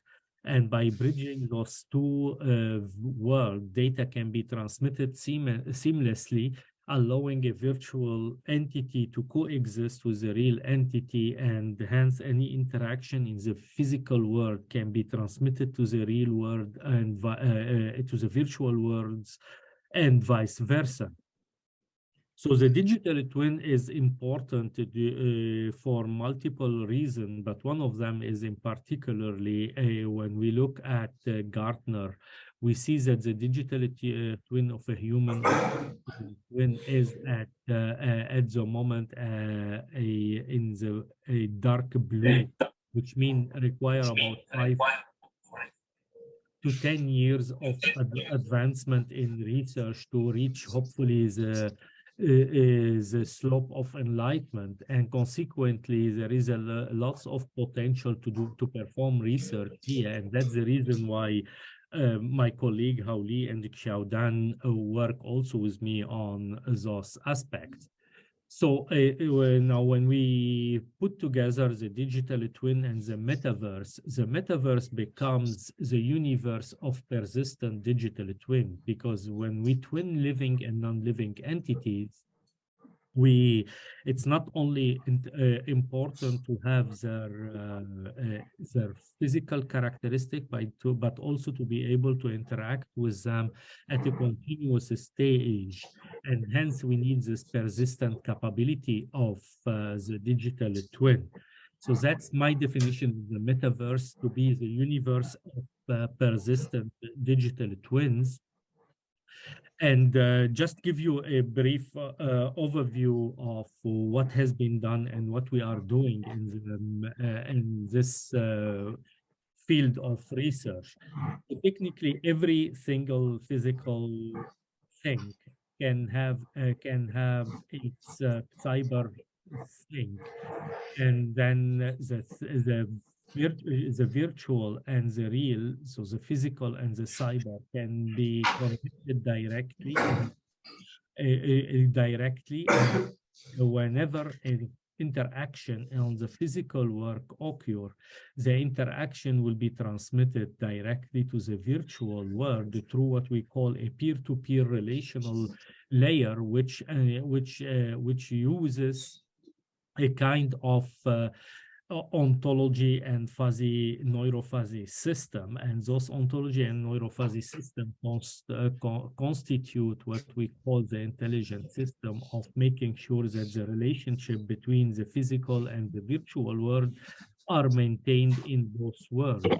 Consequently, sorry to interrupt you, but probably you are not really sharing your screen. We can only see back to my research. Oh, thank you for, oh, wow. Thank you for, oh, wow. Oh, I'm really sorry. Is it now visible? Yes, now it's perfect. Digital twin platform. Okay. Sorry, so what happened is, where is it? Share screen. And yeah, thank you for mentioning it. So let me just go very fast. Okay, so that's the slide that I mentioned about the digital twin. I redefined it to be a digital replica of a living or a non-living physical entity. And that's Gartner, the famous Gartner a hypercycle for emerging technologies. And here where I define the metaverse of the universe for persistent digital twin. So if I go back to this digital twin platform, where I have every physical things interconnected to its virtual representation through different type of intelligence, be it ontologies and connected to rules, and those rules are neurofuzzy rules, and that which help us to build a topological structure. We are able to transform any physical non-smart environment into a smart environment by facilitating its cyber development through different type of sensors and actuators in a plug-and-play manner. So, and that's something where we transformed technically a simple virtual games, what we call serious games, into smart games, where we are facilitating the interaction of post-stroke rehabilitation combined with vibrotactile actuators, so haptic feedback, augmented reality, and serious games together, so that to improve the post-stroke rehabilitation process while combining the physical and particularly here it's feasible, the physical environment with the virtual environment, and then those data will be taken to the medical doctor for further analysis. Now, since since our goal is to have a digital twin of every living entity, we also develop what we call automatic 3D human scanning by putting RGBD cameras on a PID controller controlled robot, so that we do a 3D scan within 1 minute of a given subject or object, and then this 3D scan, which is a 3D point cloud, technically can be further taken into a game engine to be incorporated into a into a metaverse, or it can be taken into a 3D printer, and then we print a 3D object of the subject. However, by having a 3D printing, we are only having the 3D or 3D scanning, we are only having the 3D view of the subject, and our goal is to have all potential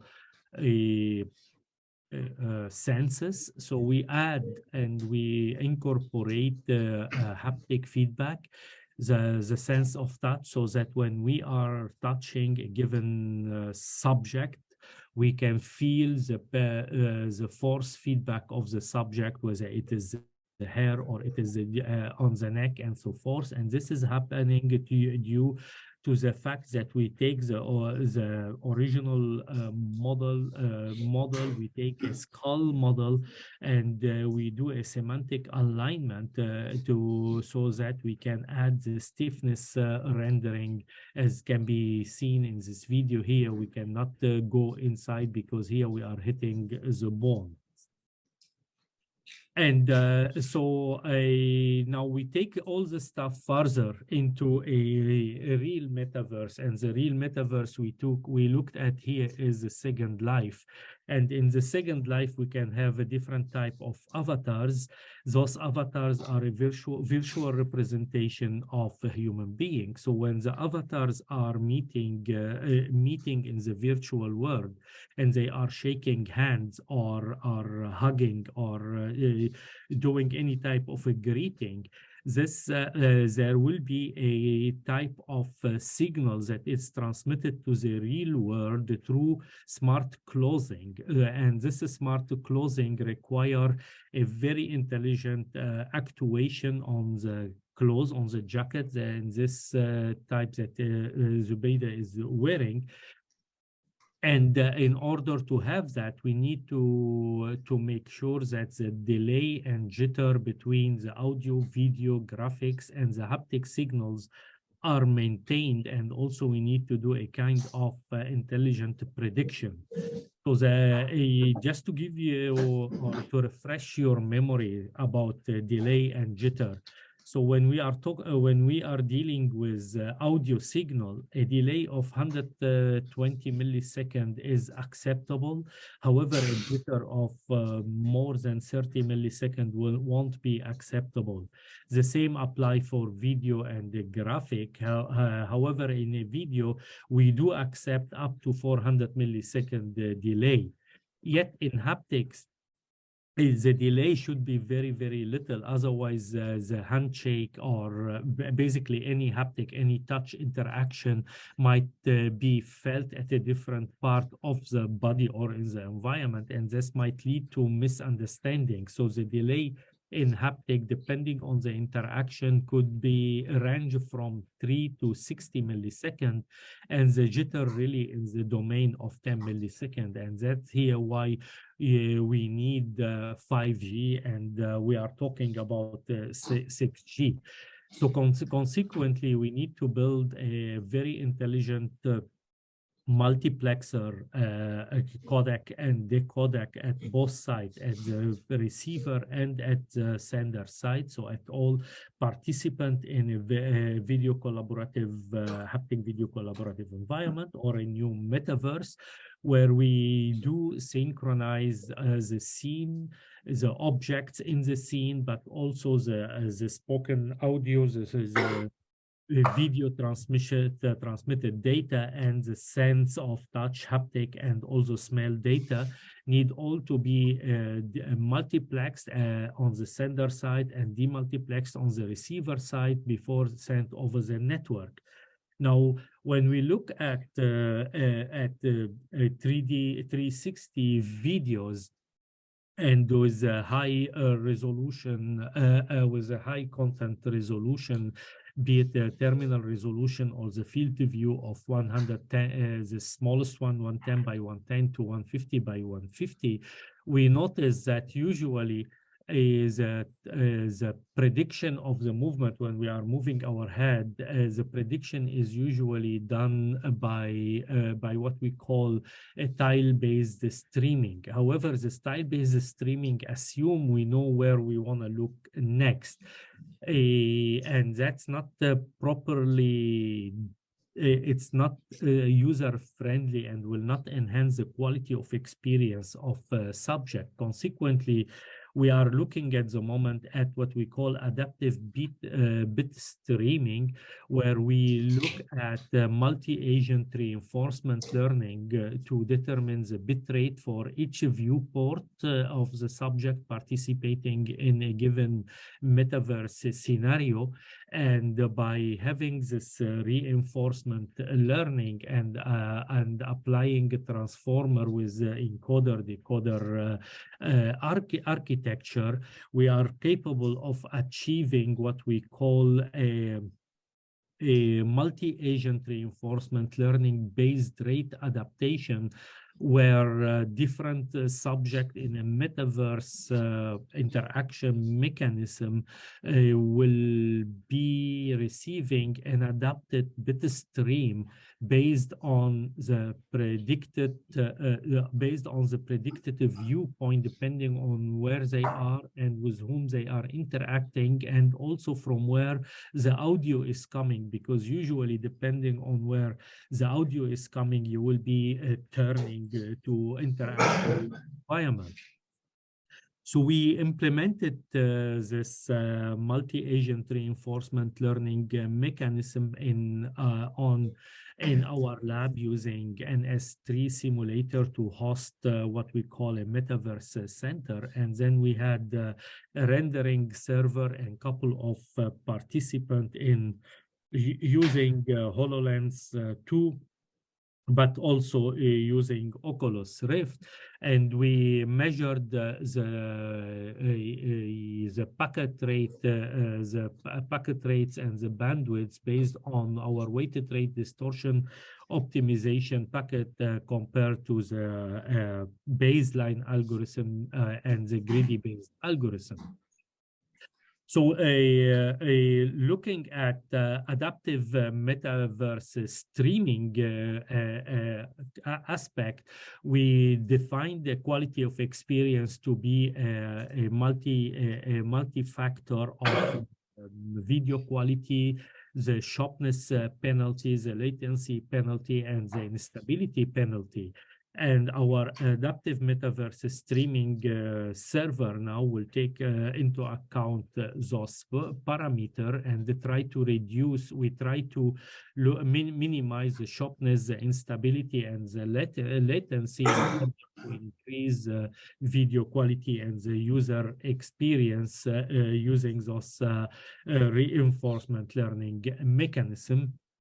And the recent tests and the recent result shows that our adaptive metaverse streaming outperform, or at least perform as good as the other in terms of bandwidths. But what is very interesting is higher resolution we go, the better when it comes to higher resolution pixels. Our algorithm and servers is outperforming existing solution in terms of perceived quality of experience and also bandwidth delay. So in all aspects of the main quality of experience, quality of service parameters that we measure, we are outperforming them. So, summit, I believe I came to 30 minutes, and I just wanted to show you, to tell you that we did an implementation of this algorithm within the Zoom metaverse, where we developed a handshake robots with sensors, actuators, and two participants at different parts in the world would be able to feel the handshake through a video conferencing, which is a very interesting for elderly people, and particularly in Japan and during COVID would have been a very interesting aspect. Summit, I stop here, and I will be very happy to answer any question related to my particular research, but also to research of my other colleague, and open the floor for collaboration.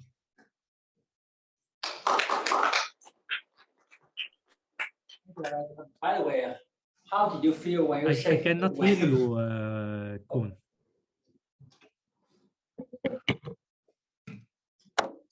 Can you hear me now?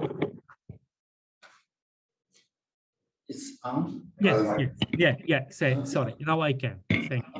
Okay, great. I'm just curious. How did you feel when you shake hands with someone via a robot? Well, how did you feel? Yes, interesting enough.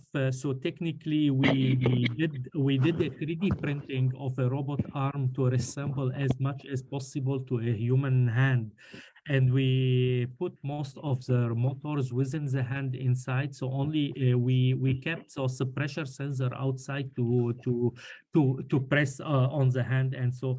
Definitively, we didn't put soft material, gel material on the hand to let it feel really, because our goal was to showcase how it worked.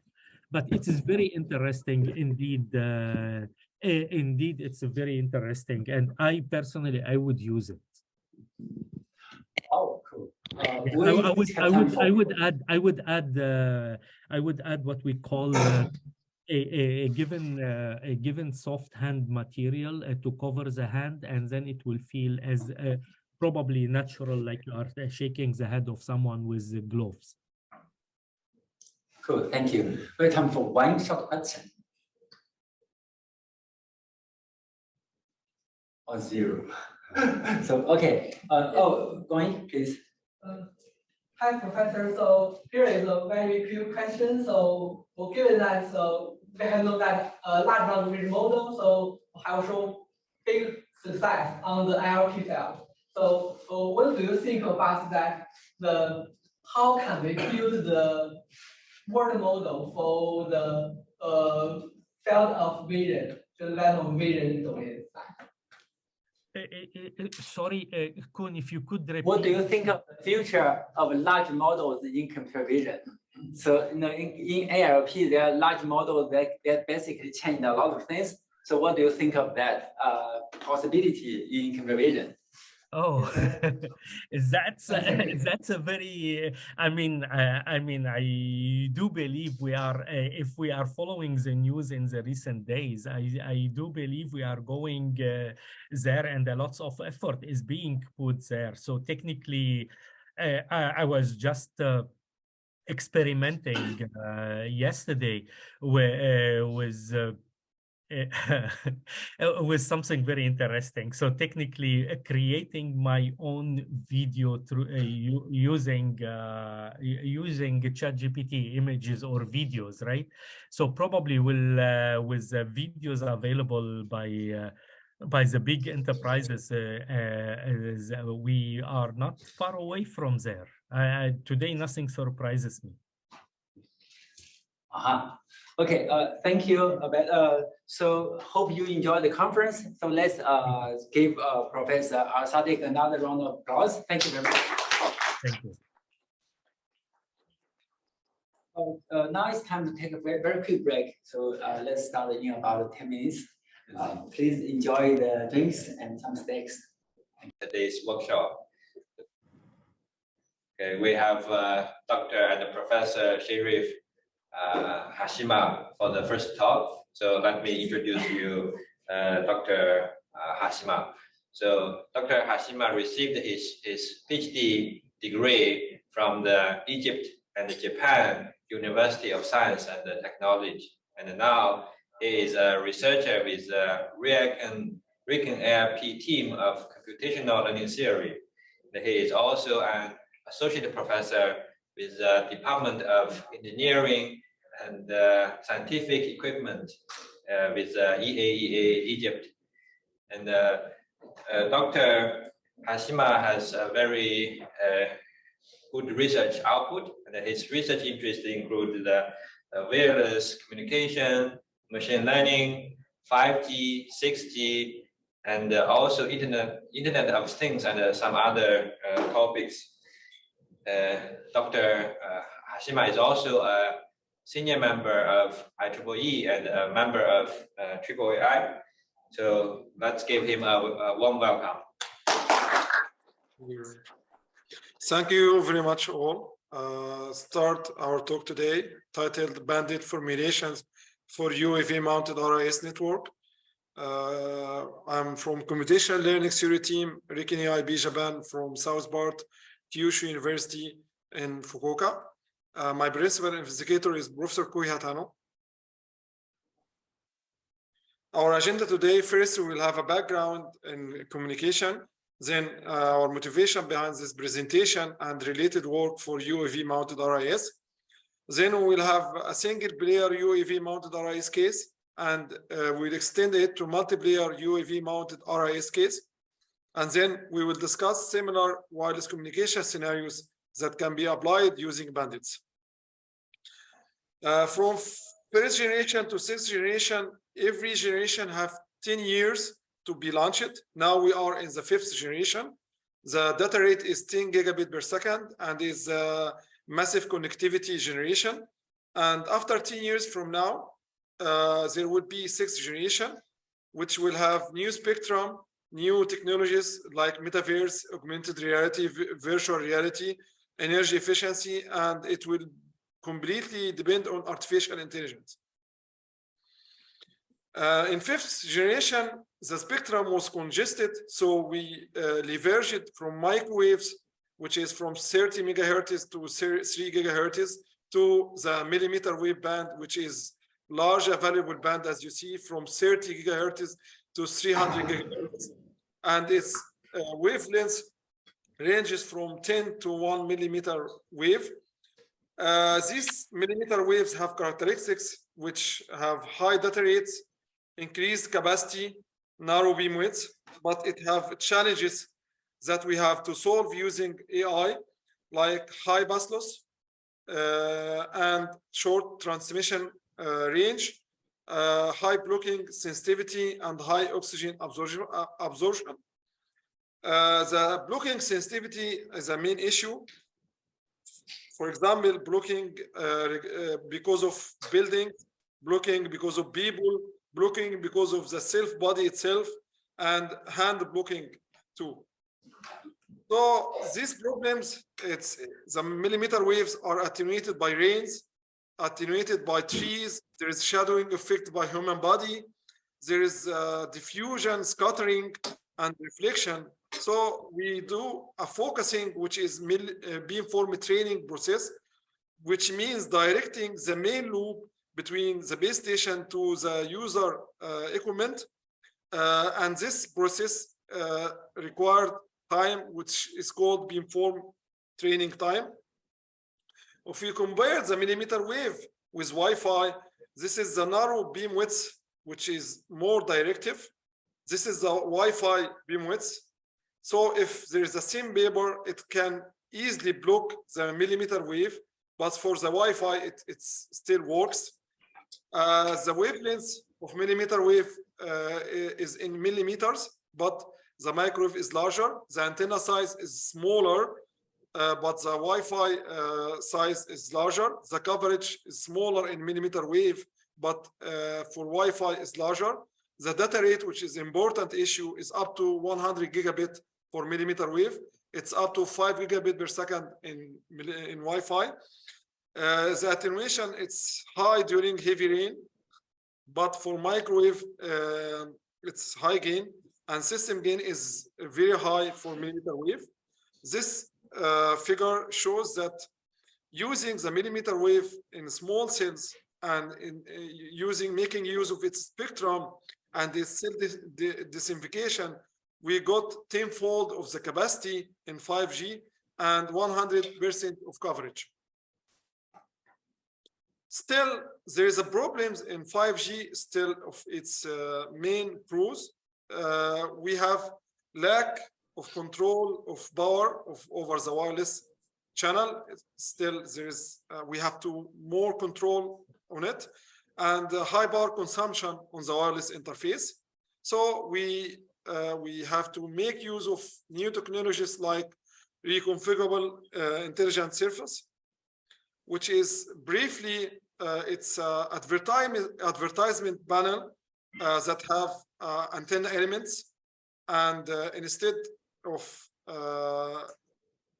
making non-line of sight between the base station and the mobile user to strengthen the direct line of sight signal that have problems because of the millimeter wave characteristics.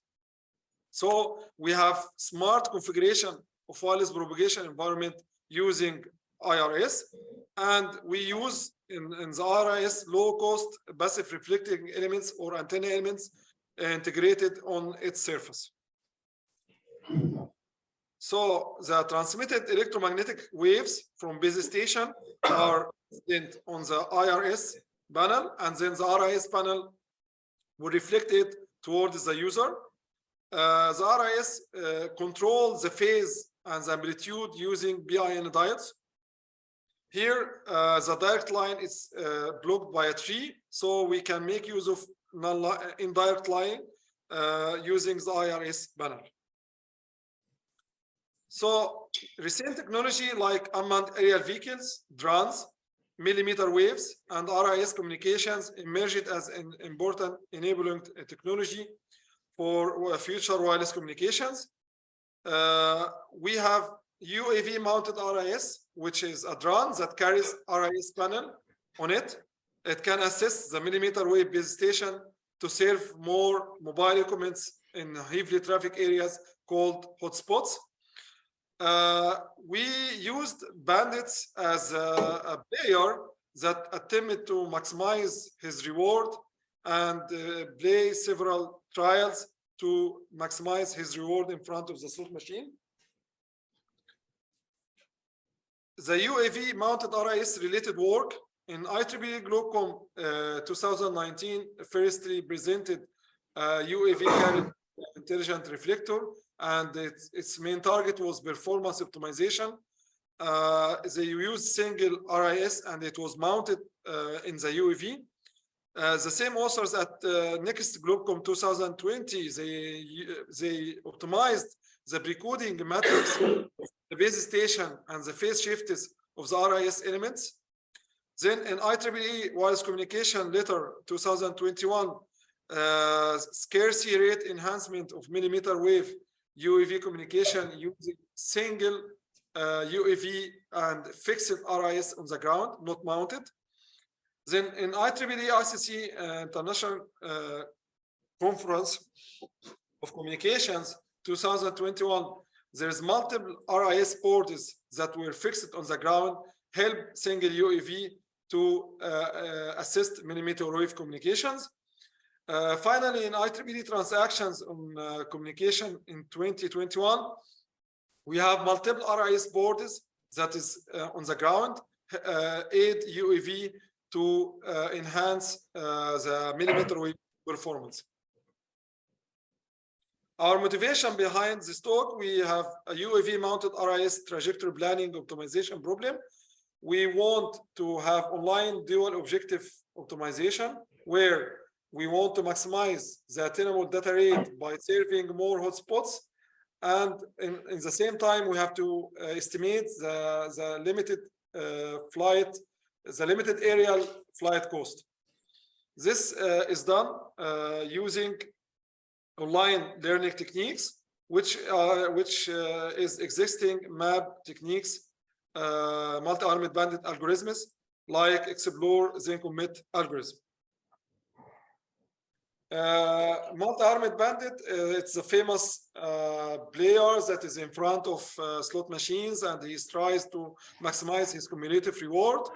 So he tries every slot machine once a time, and he have to either explore more trials or exploit the maximum rewards that he obtained, which is exploitation dilemma.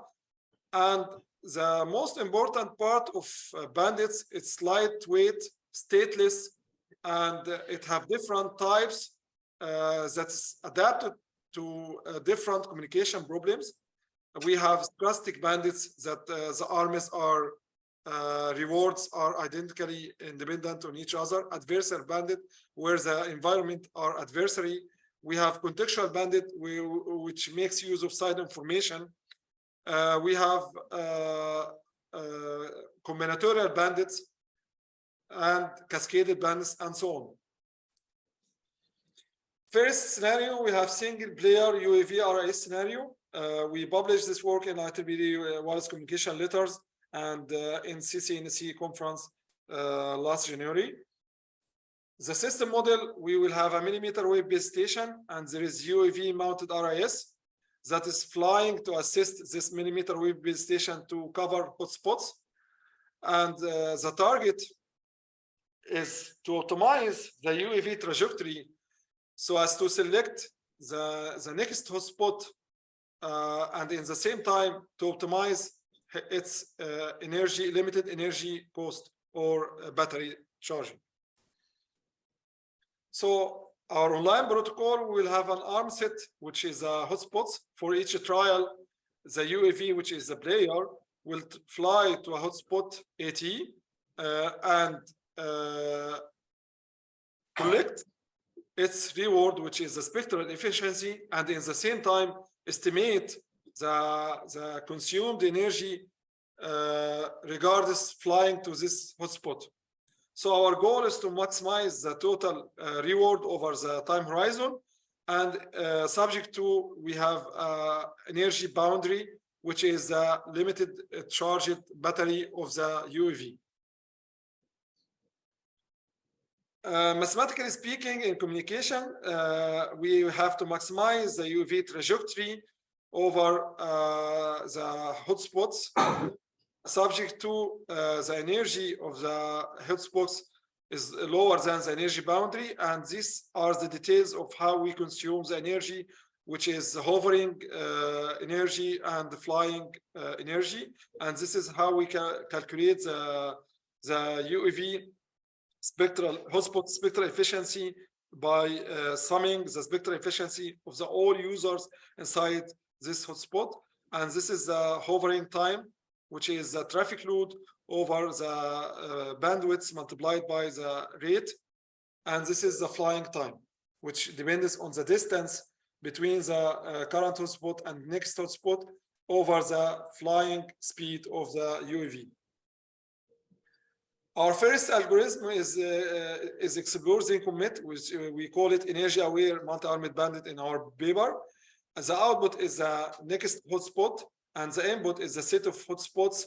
And at each trial, we have a counter for the hotspot visited and the counter for the reward, average reward, which is the mean rate. So the algorithm starts with the pure exploration phase, which he have to try each hotspot one and collect its reward.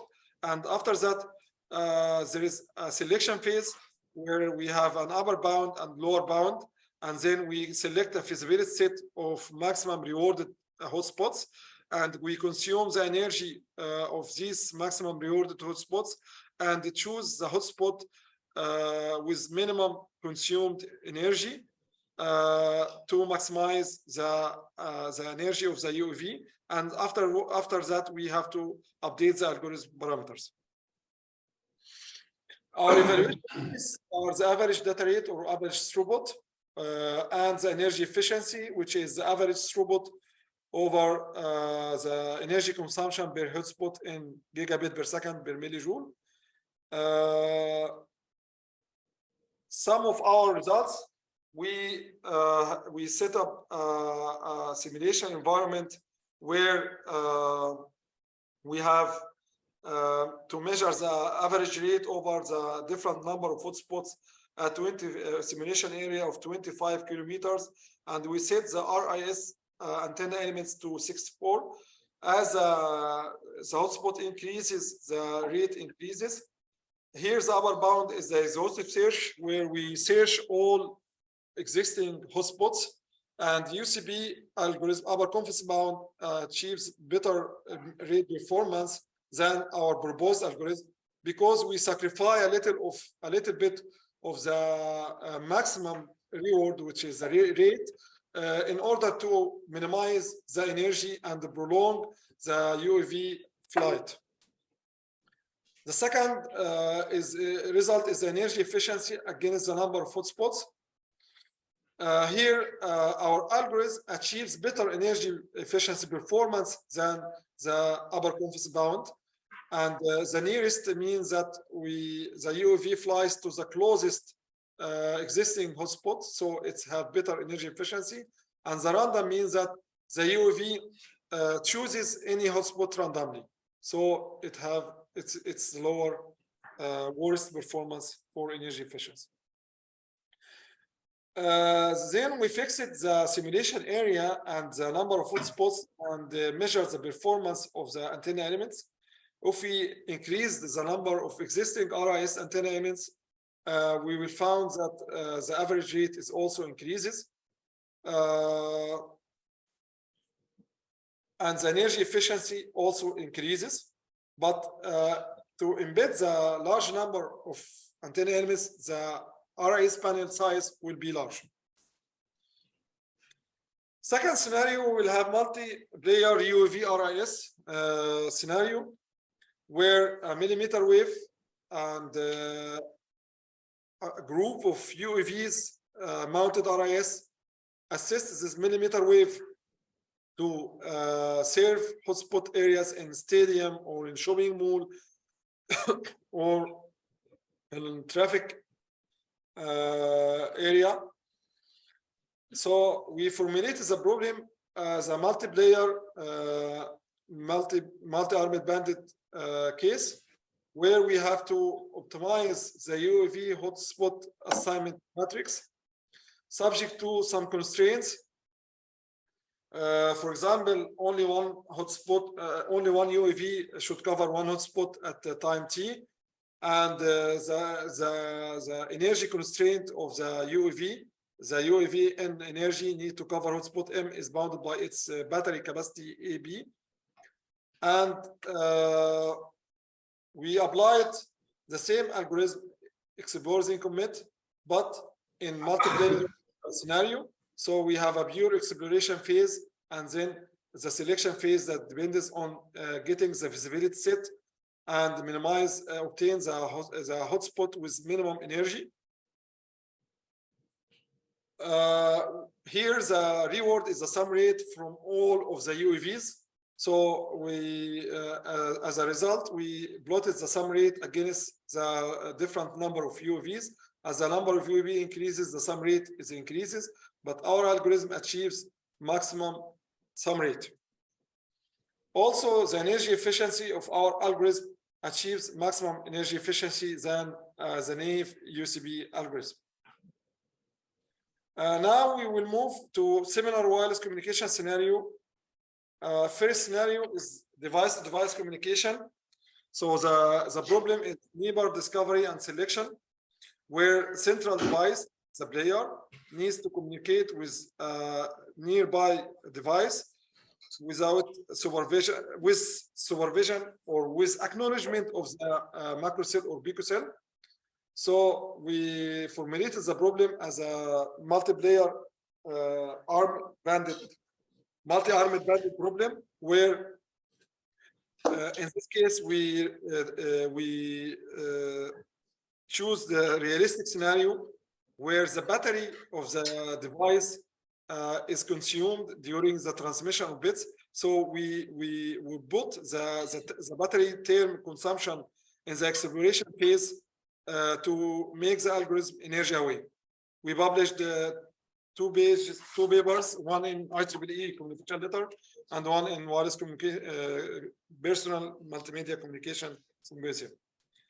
We developed the scenario to use contextual bandit, where the devices can be dual band devices, which means it can operate in Wi-Fi and millimeter wave, which is a standard in communication that any new generation have to be adapted with the old generation. So we make use of the Wi-Fi information and embedded it as a contextual information to the Bandit game. We applied linear CB and contextual Thompson sampling algorithm in this work. Another scenario, we have relay probing using sleeping contextual bandit, where there is a source wants to connect to a destination using a two-hop relay. This hop relay uses dual band device, Wi-Fi and millimeter wave. So we use the Wi-Fi information as a context. At the same time, we call the problem sleeping contextual bandit because some of the arms are completely blocked and it's like sleeping arm. Another scenario for UAV gateway UAV selection in disaster area scenario, where there is two groups of UAVs. One is access UAV that serve the surviving users, and the second one is the gateway UAV that waits at the borders of the area, takes the data from the access UAV and fly to the closest ground station to transfer this data. So our players are the access UAVs, and they are trying to find the best gateway UAV to transfer data, and then the gateway UAV will fly. We formulated the problem as a multiplayer, multi-armed bandit scenario, and we succeeded to solve such optimization problem. Also, we suggested a softwarization of intelligence 6G framework, softwarized 6G network that should include different bandit types in its application plane. And when the user or the network have a problem, the problem is identified, and the proper map type for such a problem can be leveraged to solve the problem easily. Also, there is hybrid RF, radio frequency, and VLC, visible light communication, multiband selection, where there is a source and destination, and there is a different channels or different bands that we want to select the most proper band or most suitable band to transfer our data from source to destination. So how we can do a smart online optimization of heterogeneous channel assignment to device-to-device nodes using highly dynamic conditions like varying distance, different channel models, and also different booking types. We succeeded to formulate the problem as a multi-armed bandit problem, where the player is the source node and the arms are the available channels, and the environment is blocking and varying distance and channel lengths. The final problem is load balancing for RIS enhanced millimeter wave user association, where the users wants to connect to the millimeter wave base station, but their direct link is blocked. So they have to connect using the RIS borders. And at the same time, we have to balance the load of the RIS, where some RIS borders are heavily loaded and others are lightly loaded. So we formulated the problem as a multiplayer, multi-armed bandit, where the players are the millimeter wave users and the armies are the available RIS boards, and the environment is the millimeter wave environment that we have blocking. We recently published this paper in IEEE Access journal. Thank you for your talk, and I'm ready for. Thank you, Hashima. Thank you. So, do we have any questions? Please. Okay, thank you for the talk. Okay, I would like the high-level question. We know that AI is the game changer, and by moving from 5G to 6G, how it will affect the people's lives, how it will change. I mean, like your personal opinion as expert, like what will happen? We know within 5 or 10 years we'll have the 6G. We are now in what we call beyond 5G. It's a middle between 5G and 6G. This beyond 5G is advanced 5G. Okay. In 6G, we have a requirements. Some of the standards are issuing now, but still in 6G we will have some requirements like high data rates, low latency, AI-based solutions, self-healing network. All of this will be achieved using in 6G after 10 years. May I clarify what I agree, but how it will affect like people's life? Like what we're trying to improve, like having the much better networks and so on and so on. How it will affect like. It will affect by the applications like Metaverse, like virtual reality. All of improved applications will be realistic in 6G. Okay, thank you. Thank you very much. Any more questions? Okay, so thank you again for the very nice presentation. Yeah, so our next speaker is Professor Fahad Khan. Okay, please allow me to introduce you, Professor Khan. Okay, Professor is a very known researcher in the area of computer vision. He is also the deputy chair of the Department of Computer Vision. So his research interests include, of course, focused on the computer vision, but for some very challenging computer vision problems, for example, visual tracking, object detection, image segmentation, and object action recognition. His research is very influential, and I can give you some examples. For example, for the very challenging computer vision tasks, usually there's some international challenges and competitions, and Professor Han's team has very high rank in those international competitions and challenges. Also, Professor's work are highly cited. Most of his work are seminal works in the area of computer vision, especially the video tracking problem. And Professor is very much interested in solving the real-world problems. So he has a particular interest in exploiting the weakly supervised problem. Okay, now let's welcome Professor to give us a talk. Thank you very much.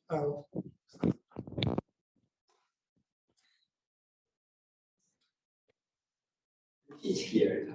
Yes.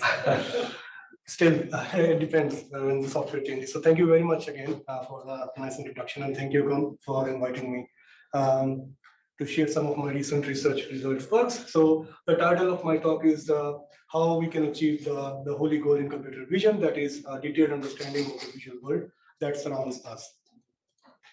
So a very brief introduction, as was also introduced by the professor. I'm a faculty member in MBZUAI University of Artificial Intelligence. I belong to the Computer Vision Department, and My area of expertise is within computer vision, and currently I'm exploring 3 research lines within computer vision. First one is understanding deep neural networks for visual recognition tasks. Rather than treating them as a black box model, we would like to know and understand their properties in terms of, for instance, robustness and adversarial transferability. Then I'm interested in learning visual recognition models by limiting the supervision effort that is required. It can be with respect to the data, and it can also be with respect to the manual annotation that we typically associate with data. And lastly, the goal is to go beyond instance level recognition to move more a high level cognition capabilities of understanding the detailed semantic content of images and videos. And my research includes a wide range of applications to different topics, ranging from image recognition detection to some of the high-level video recognition tasks, such as activity recognition and human object interaction detection. Okay, so as I mentioned in my start, one of the research things I'm going to talk today is about understanding and analyzing the robustness of deep neural networks that are typically utilized in different visual recognition tasks. So in recent years, deep neural networks, especially CNNs, have demonstrated quite high capabilities for different recognition tasks. And very recently, in the last 2 years, we have witnessed the emergence of vision transformers, first from NLP and now to computer vision, as a replacement, possible replacement for convolution-based design. So that's why it becomes imperative to study and understand how these VITs or vision transformers actually fare and what are their key characteristics of their learned representations when we compare them with CNNs. And then an interesting research line, as I mentioned, is visual recognition using limited supervision. So we have seen in the last decade that a key driving factor behind the success of modern deep learning-based visual recognition approaches is the abundance of labeled data. So over the years, researchers have really dedicated significant efforts in order to curate and annotate a large amount of data for this data-hungry CNNs models. However, it is impractical to learn visual model by manually annotating every little concept. Now, just imagine the different kind of categories and semantic content that is available in this room. And if we like to really manually annotate every little concept, it is going to be very laborious and also impractical. And then when we expand this to the whole visual world, this becomes practically impossible to do. And the third one is then, as I said, going one step further from instance level recognition to understand the relationships between human and object, for instance, in the form of human object interaction detection, where we first solve the problem of instance level recognition and then associate or identify the interaction that is performed by the human and the object. Okay, so now I proceed to the first part of the talk. So in the quest to understand the properties of deep neural networks, we studied some intriguing properties of vision transformers in terms of their robustness and generalizability in our NeurIPS 21 work, which was one of the first works that analyzed vision transformers and compare their characteristics with CNNs. So here in this work, we study the robustness of these deep neural network models, and important question is how much flexibility in attending this image-wide context that is conditioned on an image-given patch can facilitate handling nuisances in natural images, for instance, severe occlusion. In this case, we are masking out a lot of visual content in the image, or in case of distributional shifts, or also if we have some kind of an adversarial patch or adversarial robustness, and how they perform or fare in case of permutating the content of the image. And lastly, if we would like to do some auto segmentation by capturing the shape biased characteristics of vision transformers for segmentation. So in this work, when we did this work at that time, we compared with the known VIT models. So for instance, VIT, DIT, and T2 were the models at that time. Now this, of course, this space has expanded a lot in the last 2 years. So we can see now there are swing transformers, or there are also PVT. And recently there has also been an interest in combining convolutions with some of the recipes of vision transformers in the form of COM-next. So there has been a lot of developments that have been done in the last 1 year. But at that time, when we did this analysis, these were the 3 known families of vision transformers, and we compared them with ResNet. If you would like to see a more recent comparison with respect to swing transformers and COM-next, there has been a very good paper in last year ECCV by the group of Philip Tour, where they continued this analysis further and included also some recent architectures.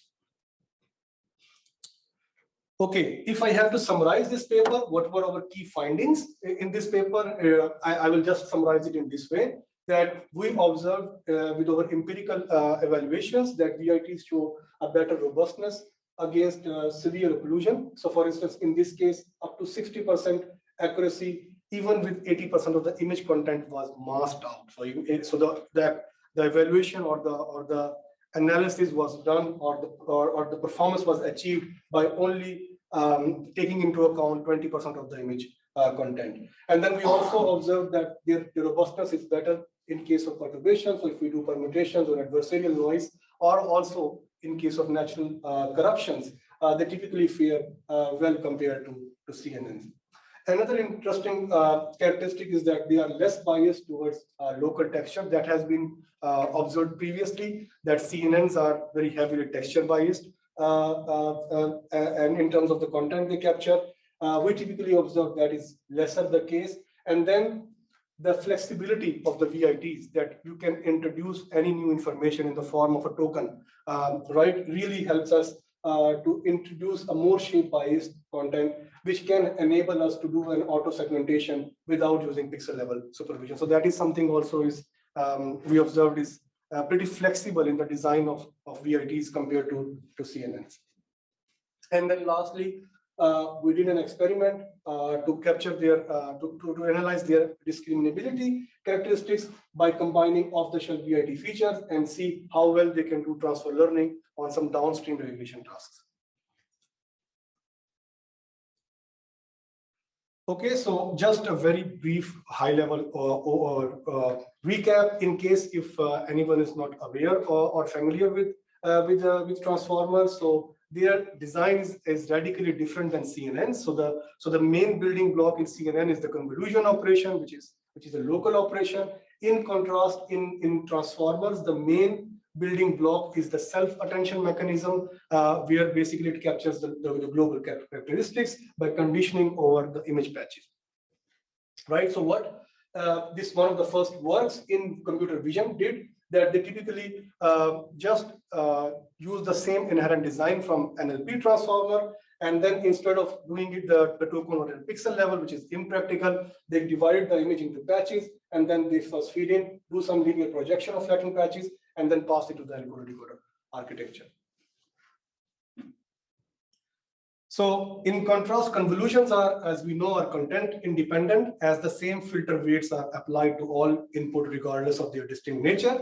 However, this is not the case with self-attention, which is a content dependent regression. And we observed this also is the case in terms of the capabilities of VITs to occlusion. So for instance, in this context, we analyzed the robustness of VITs to occluded scenarios, where, as showed in the previous example, some or most of the image content was missing. So here we select a subset of total patches, which was a very simple metric that we used. Given an image, a sequence of n patches, we drop m patches, and we just simply compute the information loss over that. So when I talk about subset of image patches, so let's say several recent transformers divide an image into 196 patches that belong to 14 by 14 spatial grid. So if you have an image size of 224 by 224, you split it into 196 patches, and each of these size is 16 by 16 times 3 patches. So an example, dropping 100 such patches from the input is equivalent to losing around 50% of the image content. Now, this experiment might not seem very fair in terms of computer vision content, partly because the information in an image is not uniformly distributed. So if we are doing a random patch sampling, it might not be a representative of the image content. So what we did was that we also do a more intelligent patch drop strategy, something like salient patch drop. So here what we did was we simply leveraged a self-supervised VIT called Dino from Meta that is shown to be effective segmenting salient objects. So in particular, what we did was that the spatial positions of the information that is flowing into the final feature vector or the class token within the last attention block are exploited to locate the salient pixel. So in this way, this allows us to control the amount of salient information captured within the selected pixels, right? So what we do is that we simply then threshold the quantity of attention flow. And in this way, we get a set of subset patches containing the Q% of the information or the foreground information. And when I talk about non-salient, we simply do the orthogonal of it. We take the least Q% of informative of patches that likely belong to the background area. And this is a visual example of what I just explained in text. So for example, if this is the original image, the random patch drop strategy just randomly drops some patches. The salient patch drop strategy focuses on the foreground or the salient region of the image containing the objects, whereas the non-salient patch drop strategy focuses the other way around on the background information just to see how much is the contextual information useful in this context. So the black regions here are pixel values which are set to 0. And here are the results on ImageNet validation set. So for the visual recognition task, as I mentioned previously, we define the information loss, which is very simple, the ratio between the drop and the total patches. And we then vary this information loss to obtain a range of occlusion levels for each drop methodology.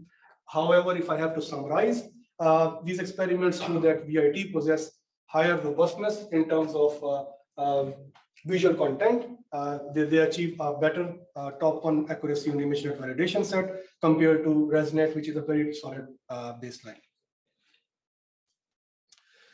Now, to better understand the model behavior against such occlusions, we further visualize the attention from each head of the different layers. So here, attention maps from the ImageNet that is pre-trained DIT transformer model are averaged over the entire ImageNet validation set. So these visualizations are actually an average over the entire validation set. And all images are masked out with this kind of a mask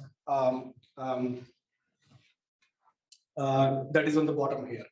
And the thing that we observe here is that while the initial layers attend to all areas, deep layers tend to focus more on the leftover image information in non-occluded regions of the image. And that we conjecture is likely evidence of the model's highly dynamic receptive field. So that might be the only reason why we can see this kind of a trend. And that is again attributed to, as I mentioned, the properties of self-attention compared to a convolution operation.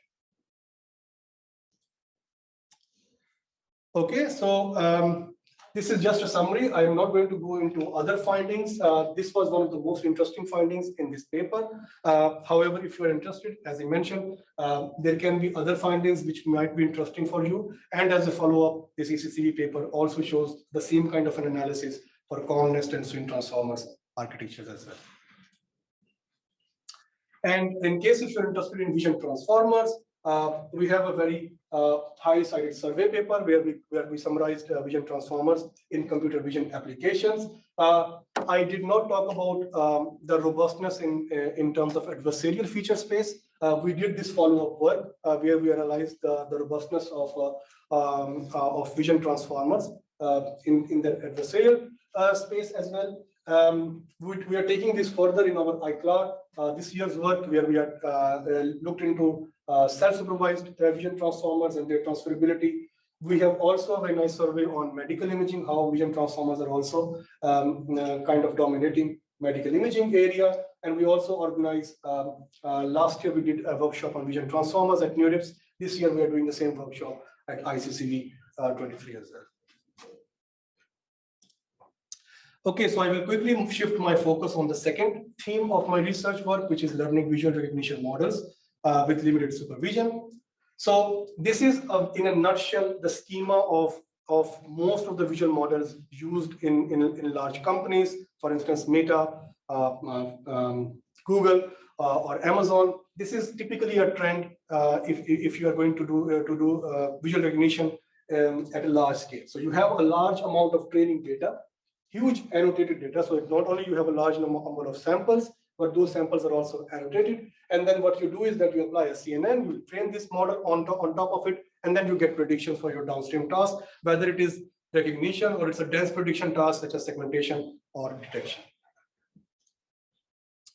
And this implies that then we have a dedicated data sets for each of these downstream tasks or this mainstream task. So for example, image classification, we have ImageNet. Now we are moving to ImageNet 21K. Now for detection, we have COCO. And then for segmentation, we have ADEK20. Now we have a new data set for segmentation from Meta, from Gershik and group, which has even 12 billion images in their data set. So it's really going large scale.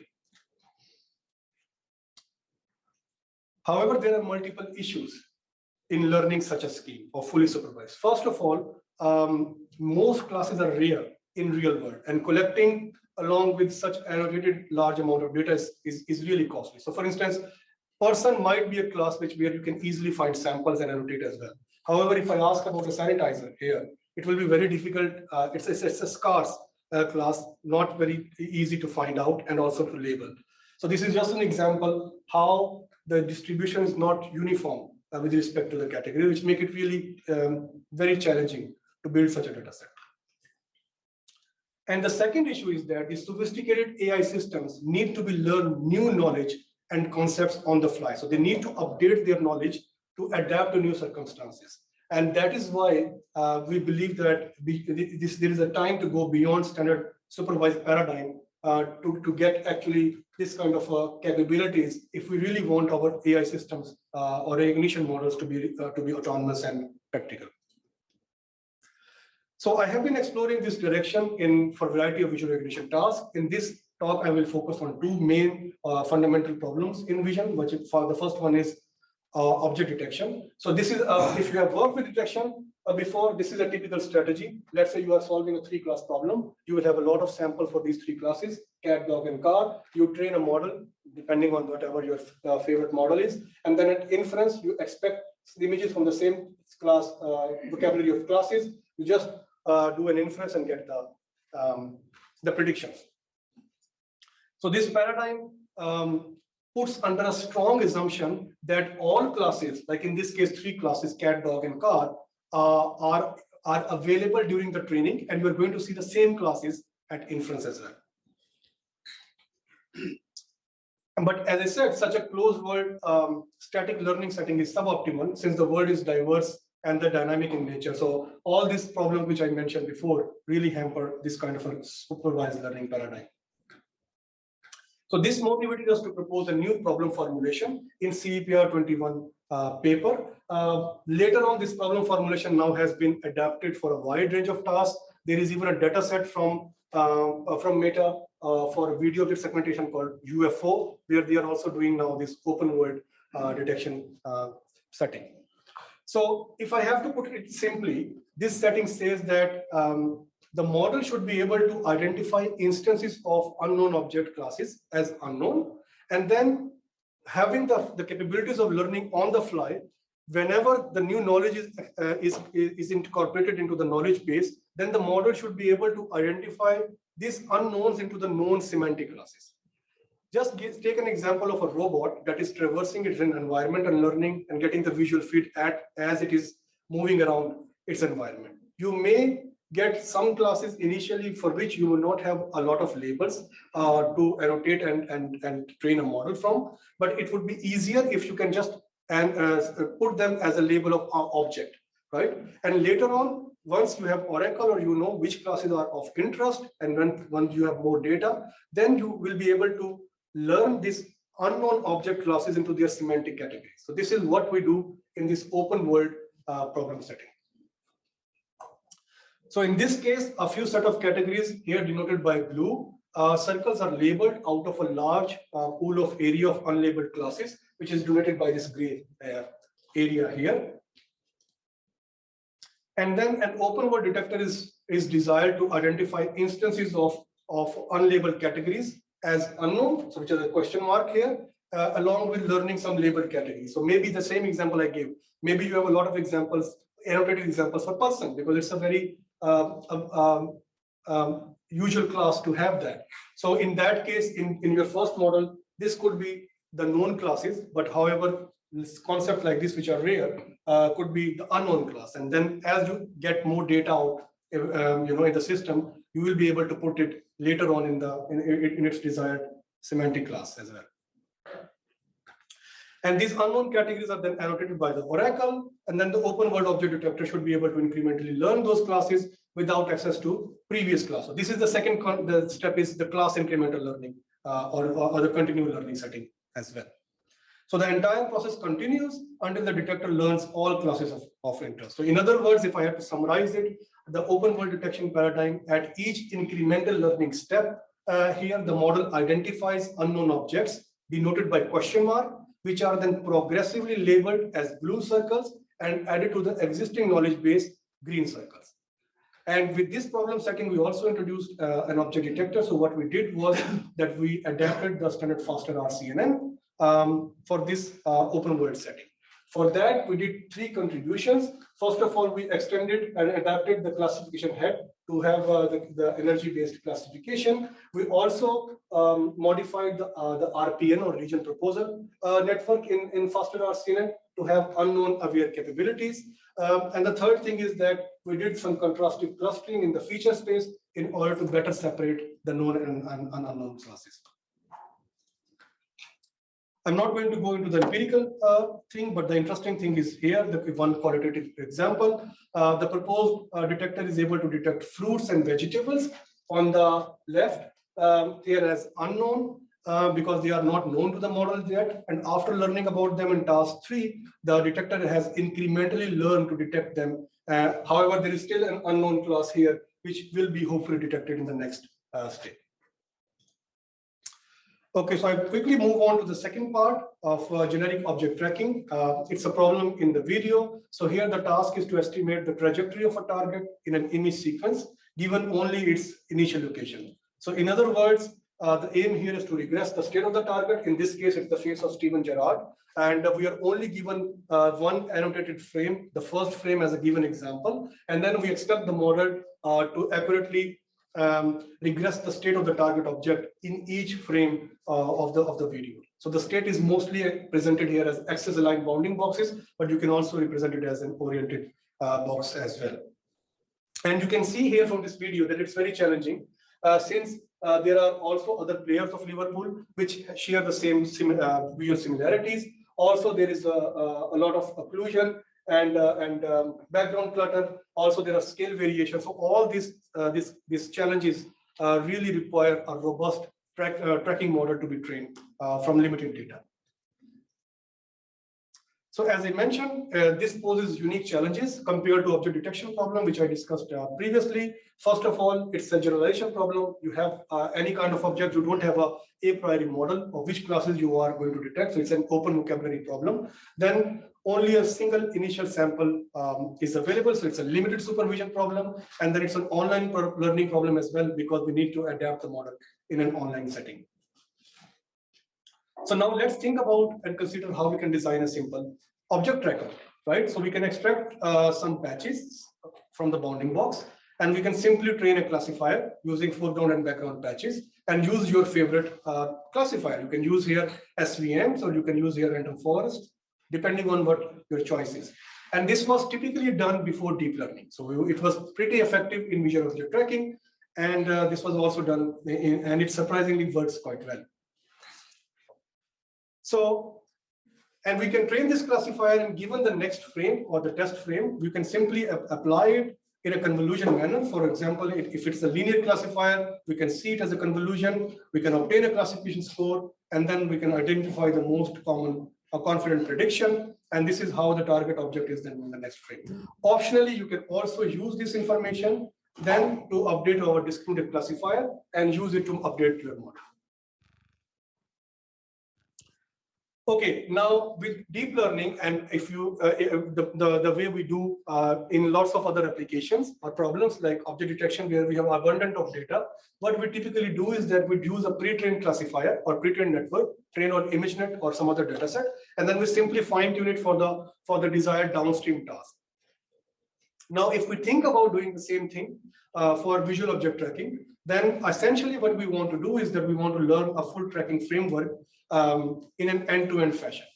So let's see how we can do that. So let's say what we have here is an online learning component, right, which is desired to learn the representation of the target object. This representation can be parameters of a classifier that we then apply on the test frame, this one here, to obtain some confidence scores or some classification scores, right? And due to the online nature of the tracking problem, we want this online component to be robust and fast. So this is something which poses unique challenges compared to detection and other data sets, other tasks where you don't essentially are solving an online problem. Okay, so in this context here, with end-to-end learning, we intend to learn not only fine-tuning the tracking specialized features, but to learn the entire tracking pipeline in an end-to-end fashion as well. And we can do that using some annotated videos. So we aim to formulate some kind of a tracking loss, which we can then back propagate the gradients through the system. So in this way, we can actually learn this online learner that has to have these three characteristics: robustness, fast, and also differentiable.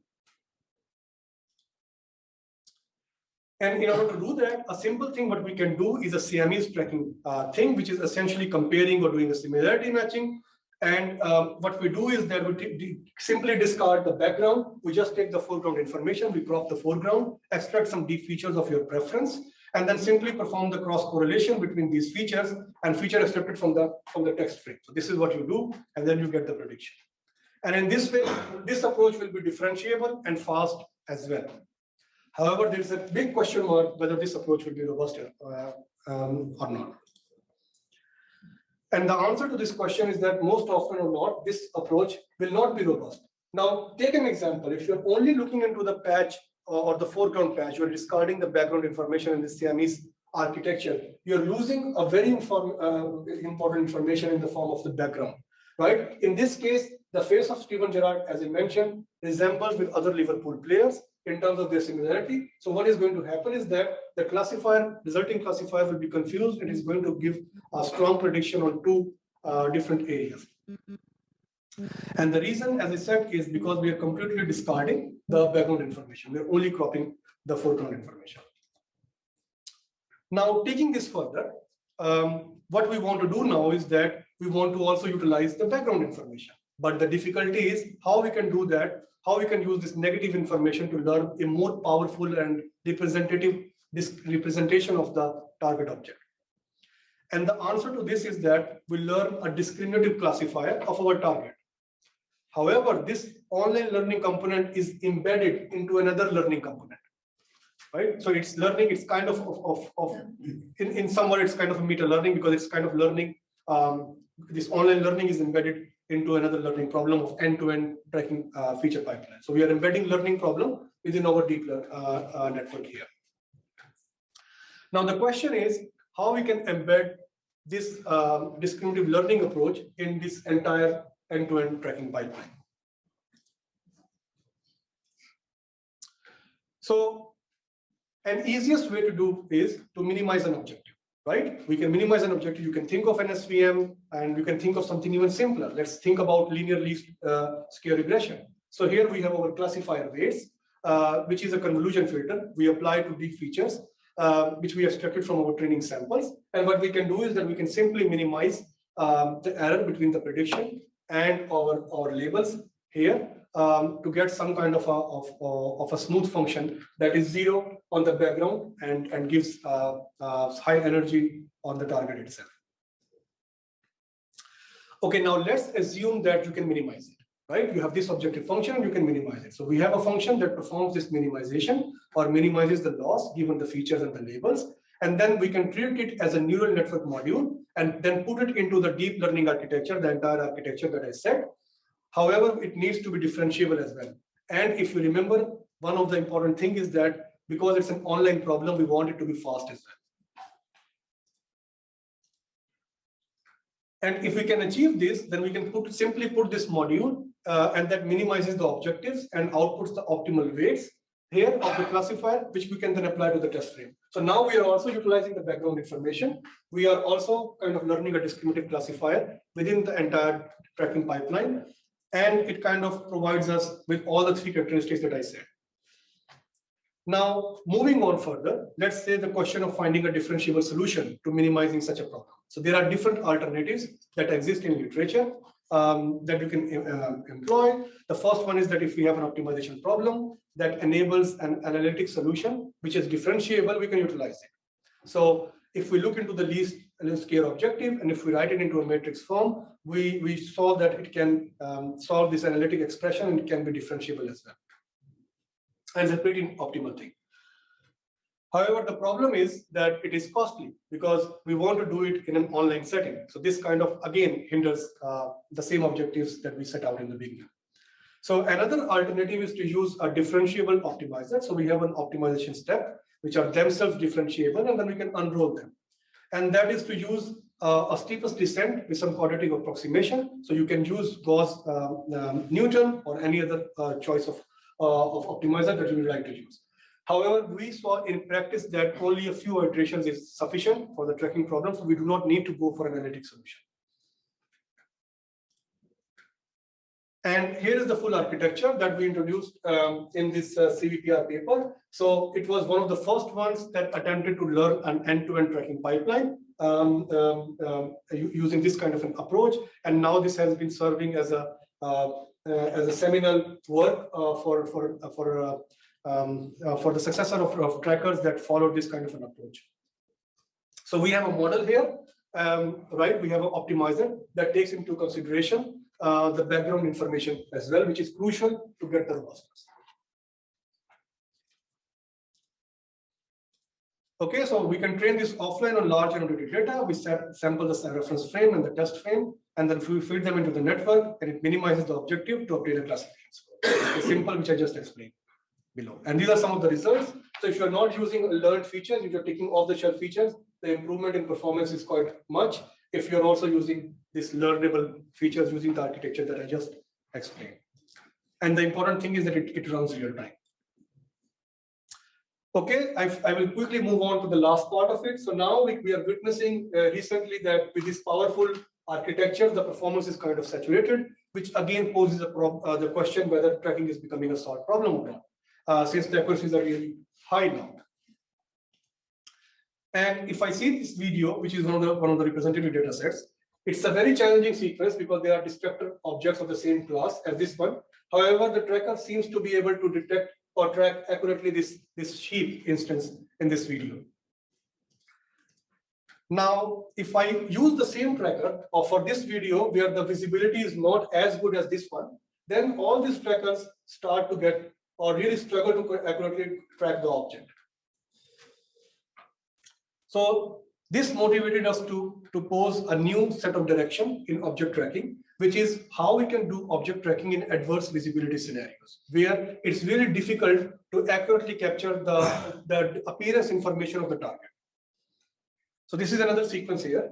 It's again very challenging, and we can see all state-of-the-art trackers which are giving very good performance of standard benchmarks really struggling in this case. So we introduced a new benchmark last year for adverse visibility. It has weather conditions for autonomous driving, obstruction effects, and camouflage as well, which is very important for biodiversity and marine conservation applications. And we observed then that all the trackers which were performing really well struggle now in this case, which again opens up a new research direction within visual object tracking. So here is one challenging scenario which we typically associate with autonomous driving. So in this case, it's a sun glare, which is pretty common if you're doing driving in certain hours. And here we can see that because of the sun glare, the visibility gets affected, which really hampers the tracking performance because now the tracker is not able to accurately estimate or capture the appearance information the thing. Similarly, nighttime scenario is also very important in autonomous driving. Here again, we can see because of reflection and specularity of the surface, it's very difficult for the trackers to keep track of the target.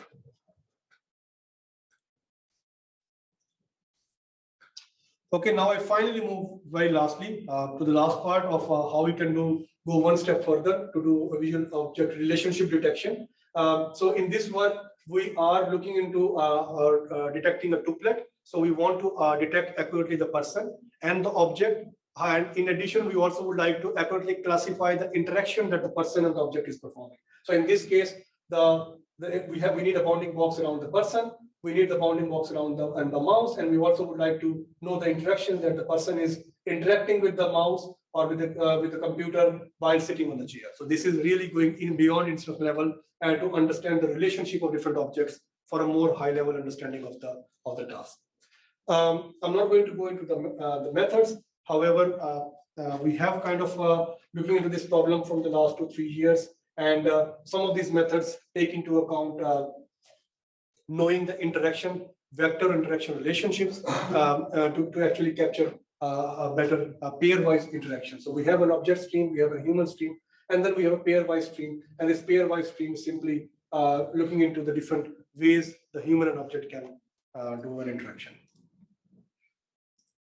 Okay, so to summarize, I covered 3 aspects of my research work: understanding popular deep learning models for recognition, learning visual recognition models with limited supervision, and going beyond instance level recognition. And if I have to combine all this into a high level objective, that is to ultimately develop an intelligent machine that can perceive, reason, and plan in the real world, in particular, keeping these 3 focuses in the pipeline on developing a more powerful recognition model that is able to comprehensively, this is going beyond instance level recognition, perceive 2D, 3D information with limited supervision, which is the second point. Here, to actively interact with the human and the environments. In order to achieve that and make powerful new models, we would ultimately need to understand these deep neural networks rather than treating them as black box. With this, I conclude my talk. So thank you very much for listening. Thank you. Do you have any questions for the speaker? Yes, Professor. Thanks for the nice talk. So a few pages back, you had the squared loss plus L2 regularization. In terms of robustness, the use of squared loss is not. Yes. So yeah. So this was the first one. As I said, I mean, now we have some follow-up works where we are kind of using more sophisticated loss formulations. The idea at that time was simply to show that in order to go for an analytic expression and completely solving the optimization case, a few. If model is weak, then the analytic solution is quite difficult to compute. The matrix involved quite large.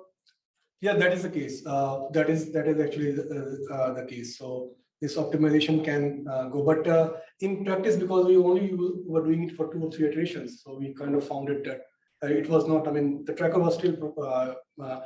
It might actually struggle a lot, or in, significantly in case of more distractors, because in that case, I'm not sure how the robustness. But I agree with your point. At that time, I mean, our objective was simply to just not slow it down by introducing this robustness.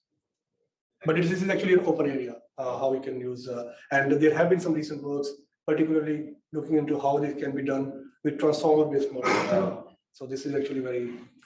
Thank you very much. Any more questions? Yes. Yes, thank you, Professor, for your very interesting talk. I have a question about Bayesian transformer. As you introduced, the now transformer is popular from language field to the vision field, but I still doubt why it would perform so good. For example, I'm still doubting why it was constructed in that way. For example, multi-headed attention, the PQB. Why it was constructed like this and why it performed so good in the vision field, especially when you show some applications in real world. So which requires us the neural network should be trustworthy and expandable and so on. So could you share a little bit insights why it performs so good? Okay, so I will probably answer this question in two parts. The first one is why it kind of started and now where it is going in vision. So the good thing with transformers is that their architecture is relatively simpler compared to, I mean, it's a very simple design compared to CNNs and how we were using this, CNNs in recently. The other thing is that this self-attention operation, right? It's quite intuitive. So basically, you are capturing the relationship of one patch with respect to all the other patches. So it's kind of you're getting a lot of global contextual information, which was kind of not coming on with a convolution operation. Now, the downside is that it lacks some of the inherent inductive biases which the convolution operation and the CNNs provide you. That is why these vision transformers are more data hungry. So you really need a large amount of data. Now, I'm not talking about ImageNet 1K. Now the recent architectures, for example, Swing Transformer and others, enable you to train a model on ImageNet 1K as well. But when it started, imagine the first one, the model, it was trained on GFT, which is a private data set from Google. It was more than 300 million or some this kind of images. Then it moved to ImageNet 21K. Now the research has been looking into how you can learn inductive biases or improve the architecture of the transformers or the training recipe so that it does not require a large amount of data to train from. But now this moves me to the second part of the answer to this question. Now the current research in the community is moving in two directions. One direction or one school of thought is going for a pure transformer design, right? Where you're only relying on a self-attention operation. The second school of thought is going into a hybrid design, right? Where you are trying to combine the advantages of convolutions and self-attention as well. So for example, even though ConvNext is a pure, we can say, or is heavily, marketing as a convolution-based architecture, but it's taking a lot of training recipes or good practices from transformers as well.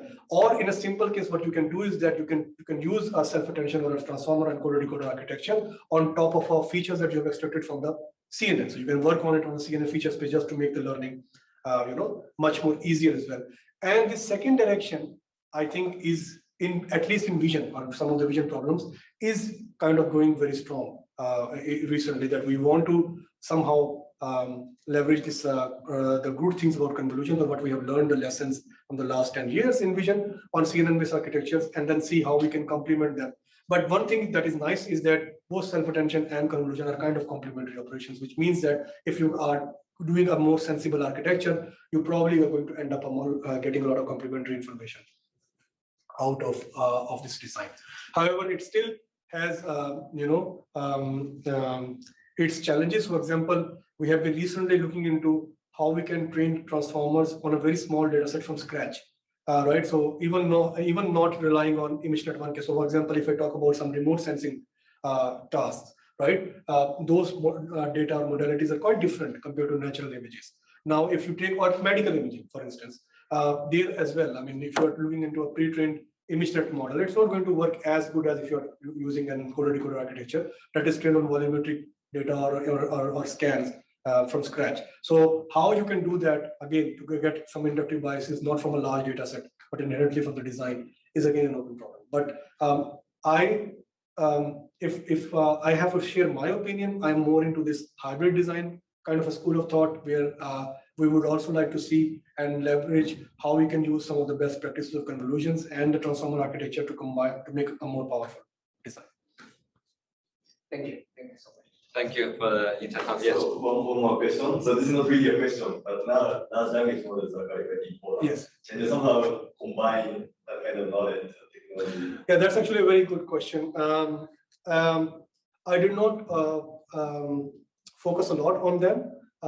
However, we have some recent papers, and which we are going to present in the CSC APR in June, where we are looking into how to leverage this large visual language models, for example, CLIP, how a simple visual language model like CLIP can be fine-tuned for video recognition.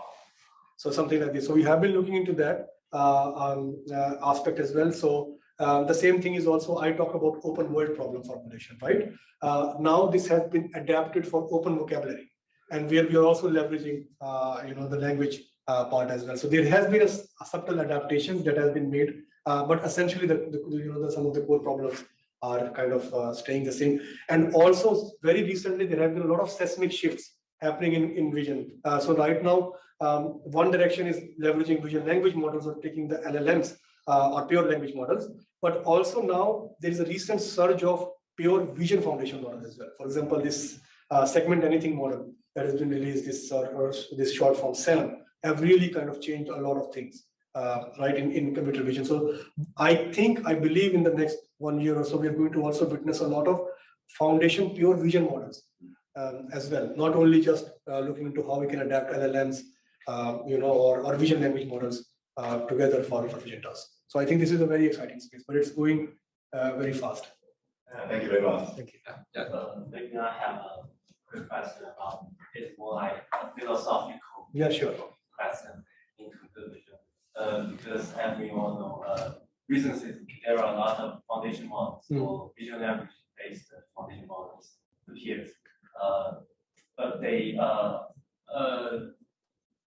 for example, we also have a large data set such as 21K. But my question is, maybe for a particular category, it can be decomposed into more meaningful semantics. So how do we balance? How do we, for example, we input a word, and how do we predict? For example, let's say, I take the clip as an example. During its pre-training, it uses the image and the caption appears to the pre-training, but there are some semantics are not included in the text, but appears in the image, which is a part of the category mentioned in the caption. So how do we, solve this issue? Is it a realistic issue, and how do we solve it? Okay, so if you would like to do the pre-training again on a more comprehensive data, that's always impractical and laborious. So what typically is done is that, okay, you take a pre-trained model, let's say you take a clip model. I'm just giving you an example of let's say 3D point cloud data, right? And that's quite different than using than the images which are on which clip model is trained on. So what some of the recent approaches are doing is that you take textual feature from the text encoder of a pre-trained clip. Then you can also additionally use the image feature from the image encoder part of the vision language model, but it's not going to be as representative. And then what you do is that you also use some pure visual features that are more specialized for the data, or let's say in this case point clouds itself. Then you try to project all these together into a joint latent space and learn a better alignment of these features, right? It's a kind of a pre-training stage. Once you have done that with a simple representation learning based kind of an objective function using some, let's say, contrastive learning or so, then you use those resulting features which are ideally more powerful than using the visual features alone for the downstream task. So let's say in this case segmentation, you can use the segmentation objective on top of it as well. So you might not be enriching this or doing this enrichment of visual features with semantic feature with the textual input at the pre-training stage, but you can somehow try to induce the same thing in the later stage of when you are leveraging this large vision language model for your fine downstream tasks. Okay, so it is not possible to build a very general purpose vision foundation model to include all this. It's very difficult. It's very difficult to do that. Right now, you are going to see on archive many papers that are now saying that, okay, SAM does not, this segment anything model does not work on this, it does not work on this, it does not work on this, right? So, and there are the papers that say, okay, this works on that. So vision is essentially a very challenging problem. Most of the tasks are ill-posed. So, I mean, that inherent thing is going to be there itself. We are going to try to minimize it either again in the pre-training stage or at a stage where we are specializing, the pipeline for the downstream task as well. But somehow this inherent ambiguity will always be there. Okay, thank you. Thank you, give Professor a warm thank you again.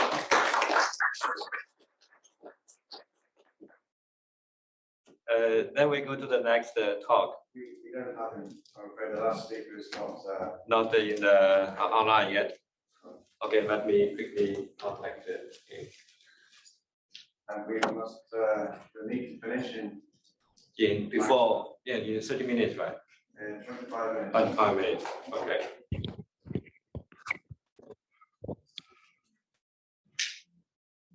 I sent an email 5 minutes ago, but not today.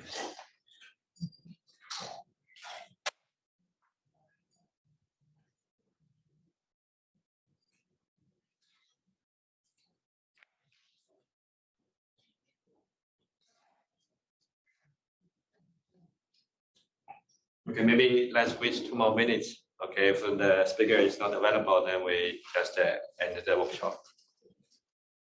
He said, yes, I am. Maybe he's using a different username. Now he says, no.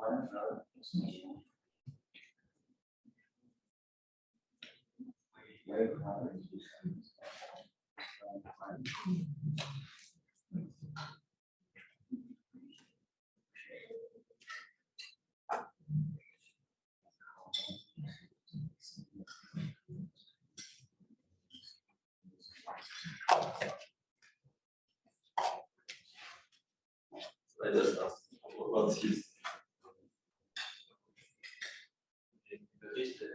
I just sent an email to him. What's his username into this? We check the list. So in the chat window, can you ask? So please speak up.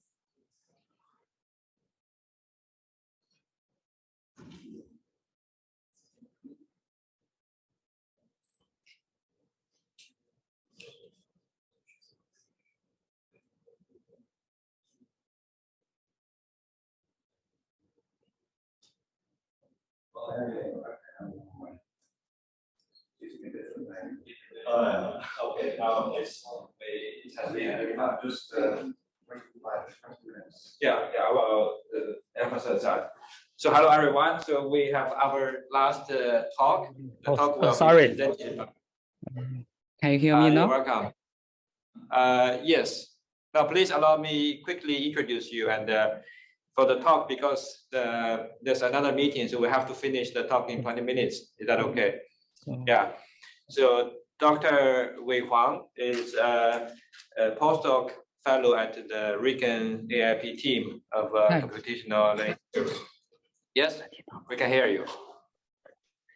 And he obtained his PhD degree from the University of Technology, Sydney, Australia. So I know him very well because we are both in Australia. So now his research interest lies in the. Yes, we can hear you. Can you hear us? Can you hear us? Not yet. Not yet. Oh yeah. Okay. Okay. Let me share my screen. Let me keep introducing you. Not finished yet. So his interest is in deep learning theory and also the benign overfitting of networks and also some of its applications. So okay, the floor is yours, Dr. Wei Huang. Okay, thank you for your introduction, and thanks for organizing such a great workshop. And I'm Wei Huang. I'm working as a postdoc researcher at RIKEN-AIP in the deep learning theory team. Today, I'm gonna talking about the explainable deep learning from an over-parameterization perspective. So before diving into the details of my presentation, I will take a moment to introduce my collaborator who is working at the MBZUAI, the Dr. Zhiqiang Xu, and we had a great cooperation on the deep learning theory. So today I'm going to introduce two main works that based on the optimization and the generalization of the deep neural network. The first work is about the deep graph neural network. We design a method to deepen the graph neural network through over-parameterization. And the second work is about the deep active learning based on the dynamics of the deep neural networks. So nowadays, there is a fast growth in the deep learning model parameters. The left plot shows that as the relationship between the test accuracy and the complexity of the neural networks. And as you can see, the evolution of the neural network model are getting more and more complexity with a higher test accuracy. The right plot shows that compared to GPT-3, GPT-4 has a much larger number of the parameters in their model. So this inspires us to look at the deep neural network through a over-parameterization view. And this view will take us from the macroscopic for the neural network to the macroscopic. So the left plot shows the structure of a fully connected neural network. And we want to study the behavior of the neural network through the parameters, which are the weights and the bias. And with the gradient descent dynamics, we would like to list all the equations that the parameters will follow. Then we will have a large number of the equations and hard to track.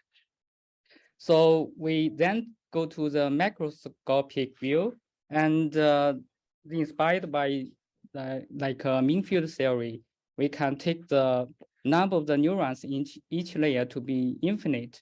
Then we can use the covariance matrix to study the behavior of the propagation in this kind of neural network. And today I will mainly use the Newtonian kernel theory, and it studies the dynamics of the fully connected neural network in the infinite width limit. And this plot shows that we can let the hidden layer and the number of neurons in this hidden layer to be infinite.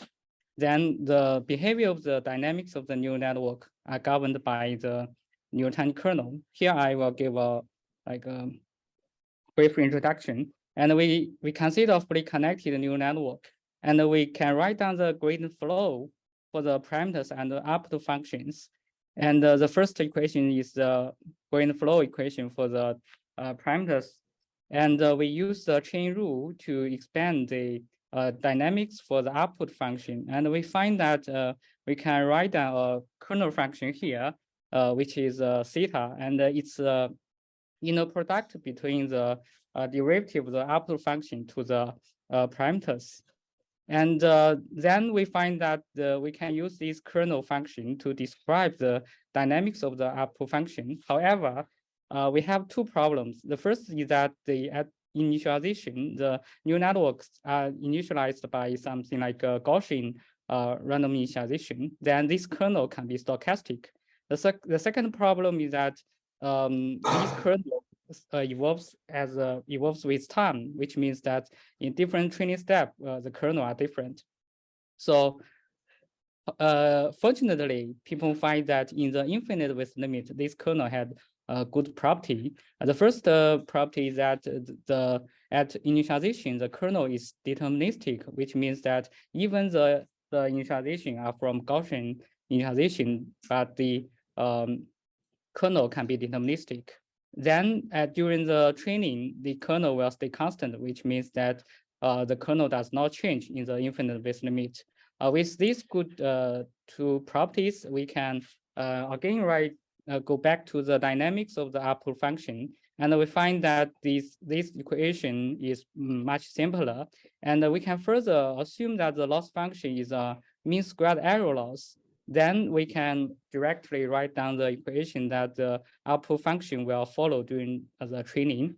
And this is a linear ordinary differential equation, and we can solve this equation directly. And here, the last line shows the behavior of the output function during gradient descent training.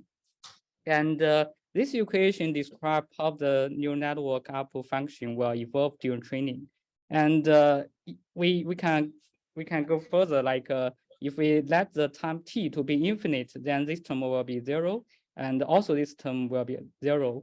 And finally, we find that the output function can be equal to the label of the ground truth, which means that you can find the global minimum of the neural network through the gradient descent training. So also people use the new tiny kernel theory to give the theoretical guarantee for the optimization of the neural networks. Then let's go to the specific application of the new tiny kernel theory from the perspective of overpolarization. So the first work is about the towards deepening graph neural network.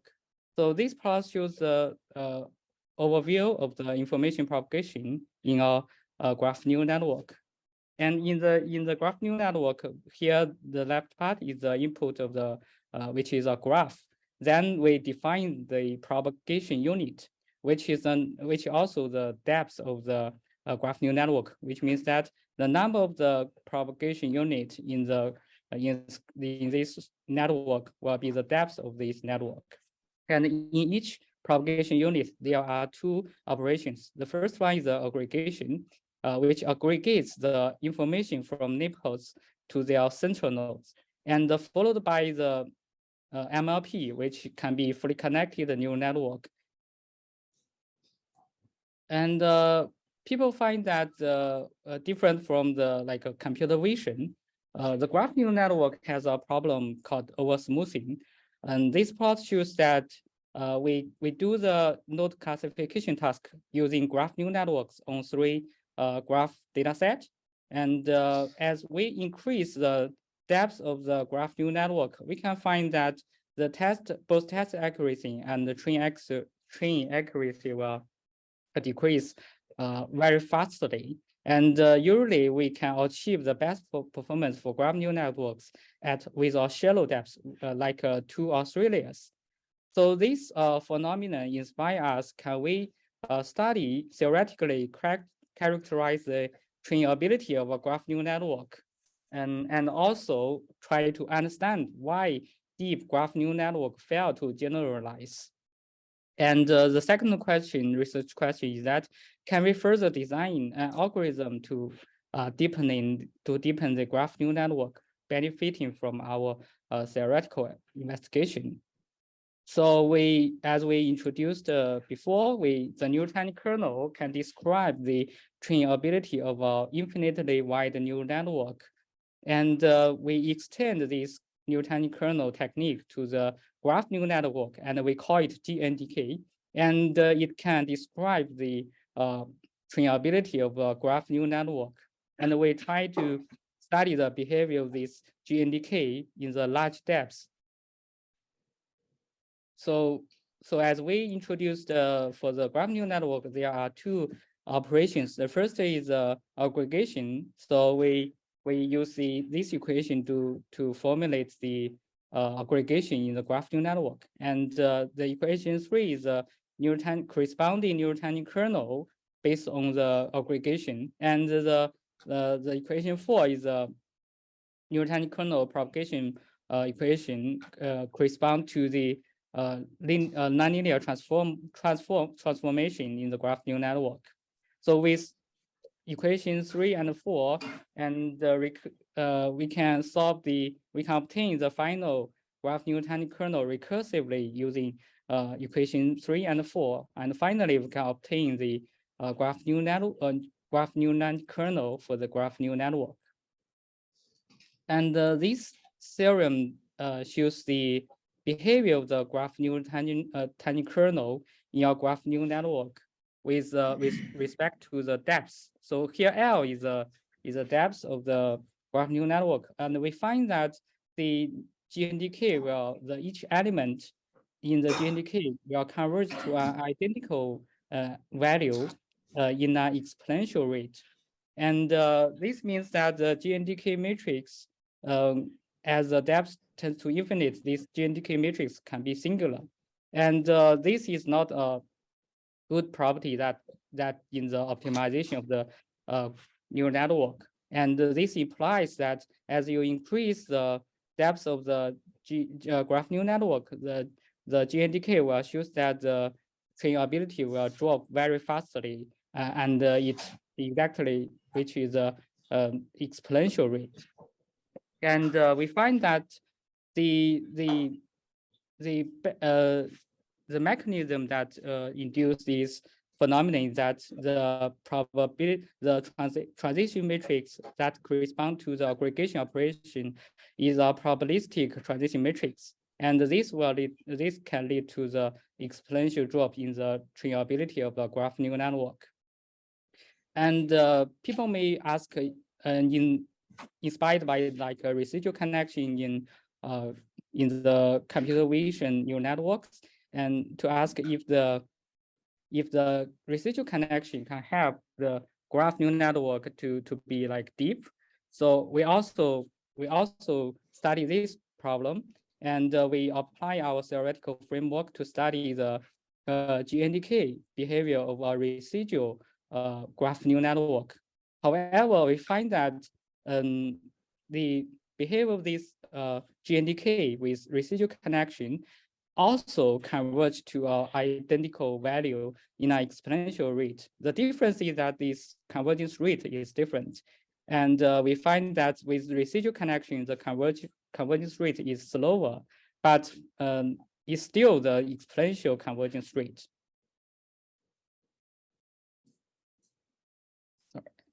Here is we did an experiment to verify the behavior of the GNDK in the graph neural network. So the first row shows the first plot is the vanilla GNDK, which means we didn't involve the residual connection. And the second plot shows the residual. We will add the residual connection between the aggregation in the graph neural network. And the final plot shows the residual connection between the MLP. And the bottom row shows the exponential rate of the convergence rate of the GNDK.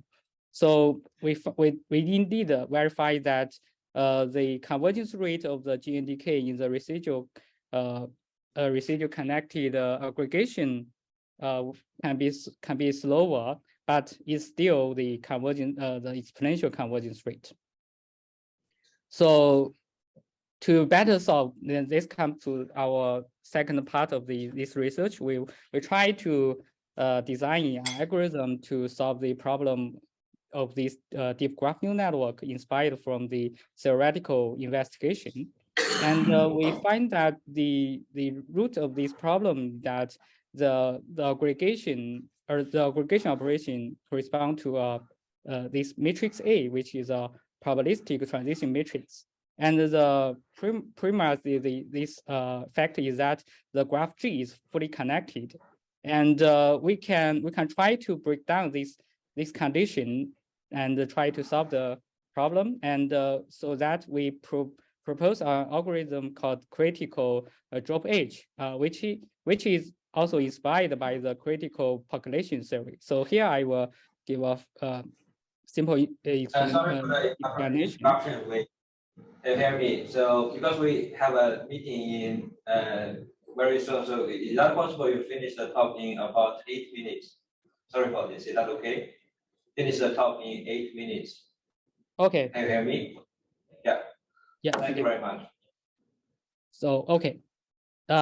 This equation, this population theory says that if there is a critical drop age that we can have the graph to have a polynomial rate of the information propagation. So we, inspired by this theory, we then propose a graph-dependent and the connectivity-aware sampling algorithm called critical draw page. And here it shows the experimental result of our method compared to other baselines. And you will find that as we increase the depth of the graph neural network, we find that our method can outperform other counterpart methods and achieve the state-of-the-art result in graph neural networks. Okay, here comes to my second research problem. So the second problem is about the deep active learning by leveraging the training dynamics. So here is the background of the active learning. And the problem is that in the deep learning is that we usually require a large amount of high quality label data, but this kind of condition is time consuming and expensive. So people propose an active learning method, which will involve people in the loop. So here is a diagram of the active learning. First, we train the model based on available data, but maybe a few data. Then we query to the unlabeled data, and the expert of the human can give us the label of the queried data, and we can apply the newly labeled sample into the training set, and we go this loop to train the deep learning method. And the key part is that we try to label the maximize the informative samples. And people usually use the classical statistical learning theory to study the active learning. However, nowadays we usually use the deep neural network. This means that the classical setting may not hold for over-parameterized deep neural networks. And we use the Newton kernel to characterize the generalization of the over-parameterized neural networks. And we find that theoretically, we find that there is a phenomenon that the deep neural network will have is that the train faster than generalize better. Here we give a theoretical explanation. So this is a theory that describes the convergence rate of the graph neural network in the infinite width limit. And here lambda and V is the eigen decomposition of the Newtonian kernel. And we find that this term can dominate the convergence rate of the graph neural neural network, and based on the eigen decomposition. And we find that we can propose a concept called alignment, which is alignment between the kernel. This theta is a Newtonian kernel between kernel and the label. And this also depends on the decomposition of the Newtonian kernel. And we prove that the convergence rate is correlated with the alignment, and which means that the higher the alignment, the faster the convergence rate. So we use the alignment to connect the convergence rate of the neural network. Then it comes to the generalization part, and this theory shows a generalization bound through random marker complexity based on the Newtonian kernel. And we find that this is the main part in the generalization bound. And we also characterize the behavior of the generalization bound and our alignment. And we also find that the generalization bound is negatively correlated with alignment. And by introducing alignment, we connect the convergence rate of the neural network and also the generalization bound of the neural network, which means which also states that the train faster and generalize better. And based on our theoretical finding, we then propose a general purpose active learning method. And basically, we try to maximize the alignment during training. And we have two key techniques that are used in our method, which is the first is the pseudo labeling, and the second is subset of approximation, which can save time for the optimization process. And our method is easy to implement, and here we conduct extensive experiment to evaluate the effectiveness of our proposed method. And here the plot shows our method compared to other baseline methods in three new networks with different data sets. And it shows that our method called dynamic AL that can outperform other state-of-the-art methods. And here is a conclusion of my talk. And for the second work, we bridge the gap between the theoretical findings of the deep neural network and the active learning applications. And we proposed a theoretical driven method called dynamic AL, which can select the sample to maximize the training dynamics. And our work shows that our methods not only consistently outperform strong baselines, but also scales well on large deep learning methods. So thank you for your attention. Thank you for the nice talk. Do you have any questions? Maybe I will ask the first question. I think you have done very solid theoretical work, and also the algorithm to design is also very solid because it is as a foundation, some theory foundations.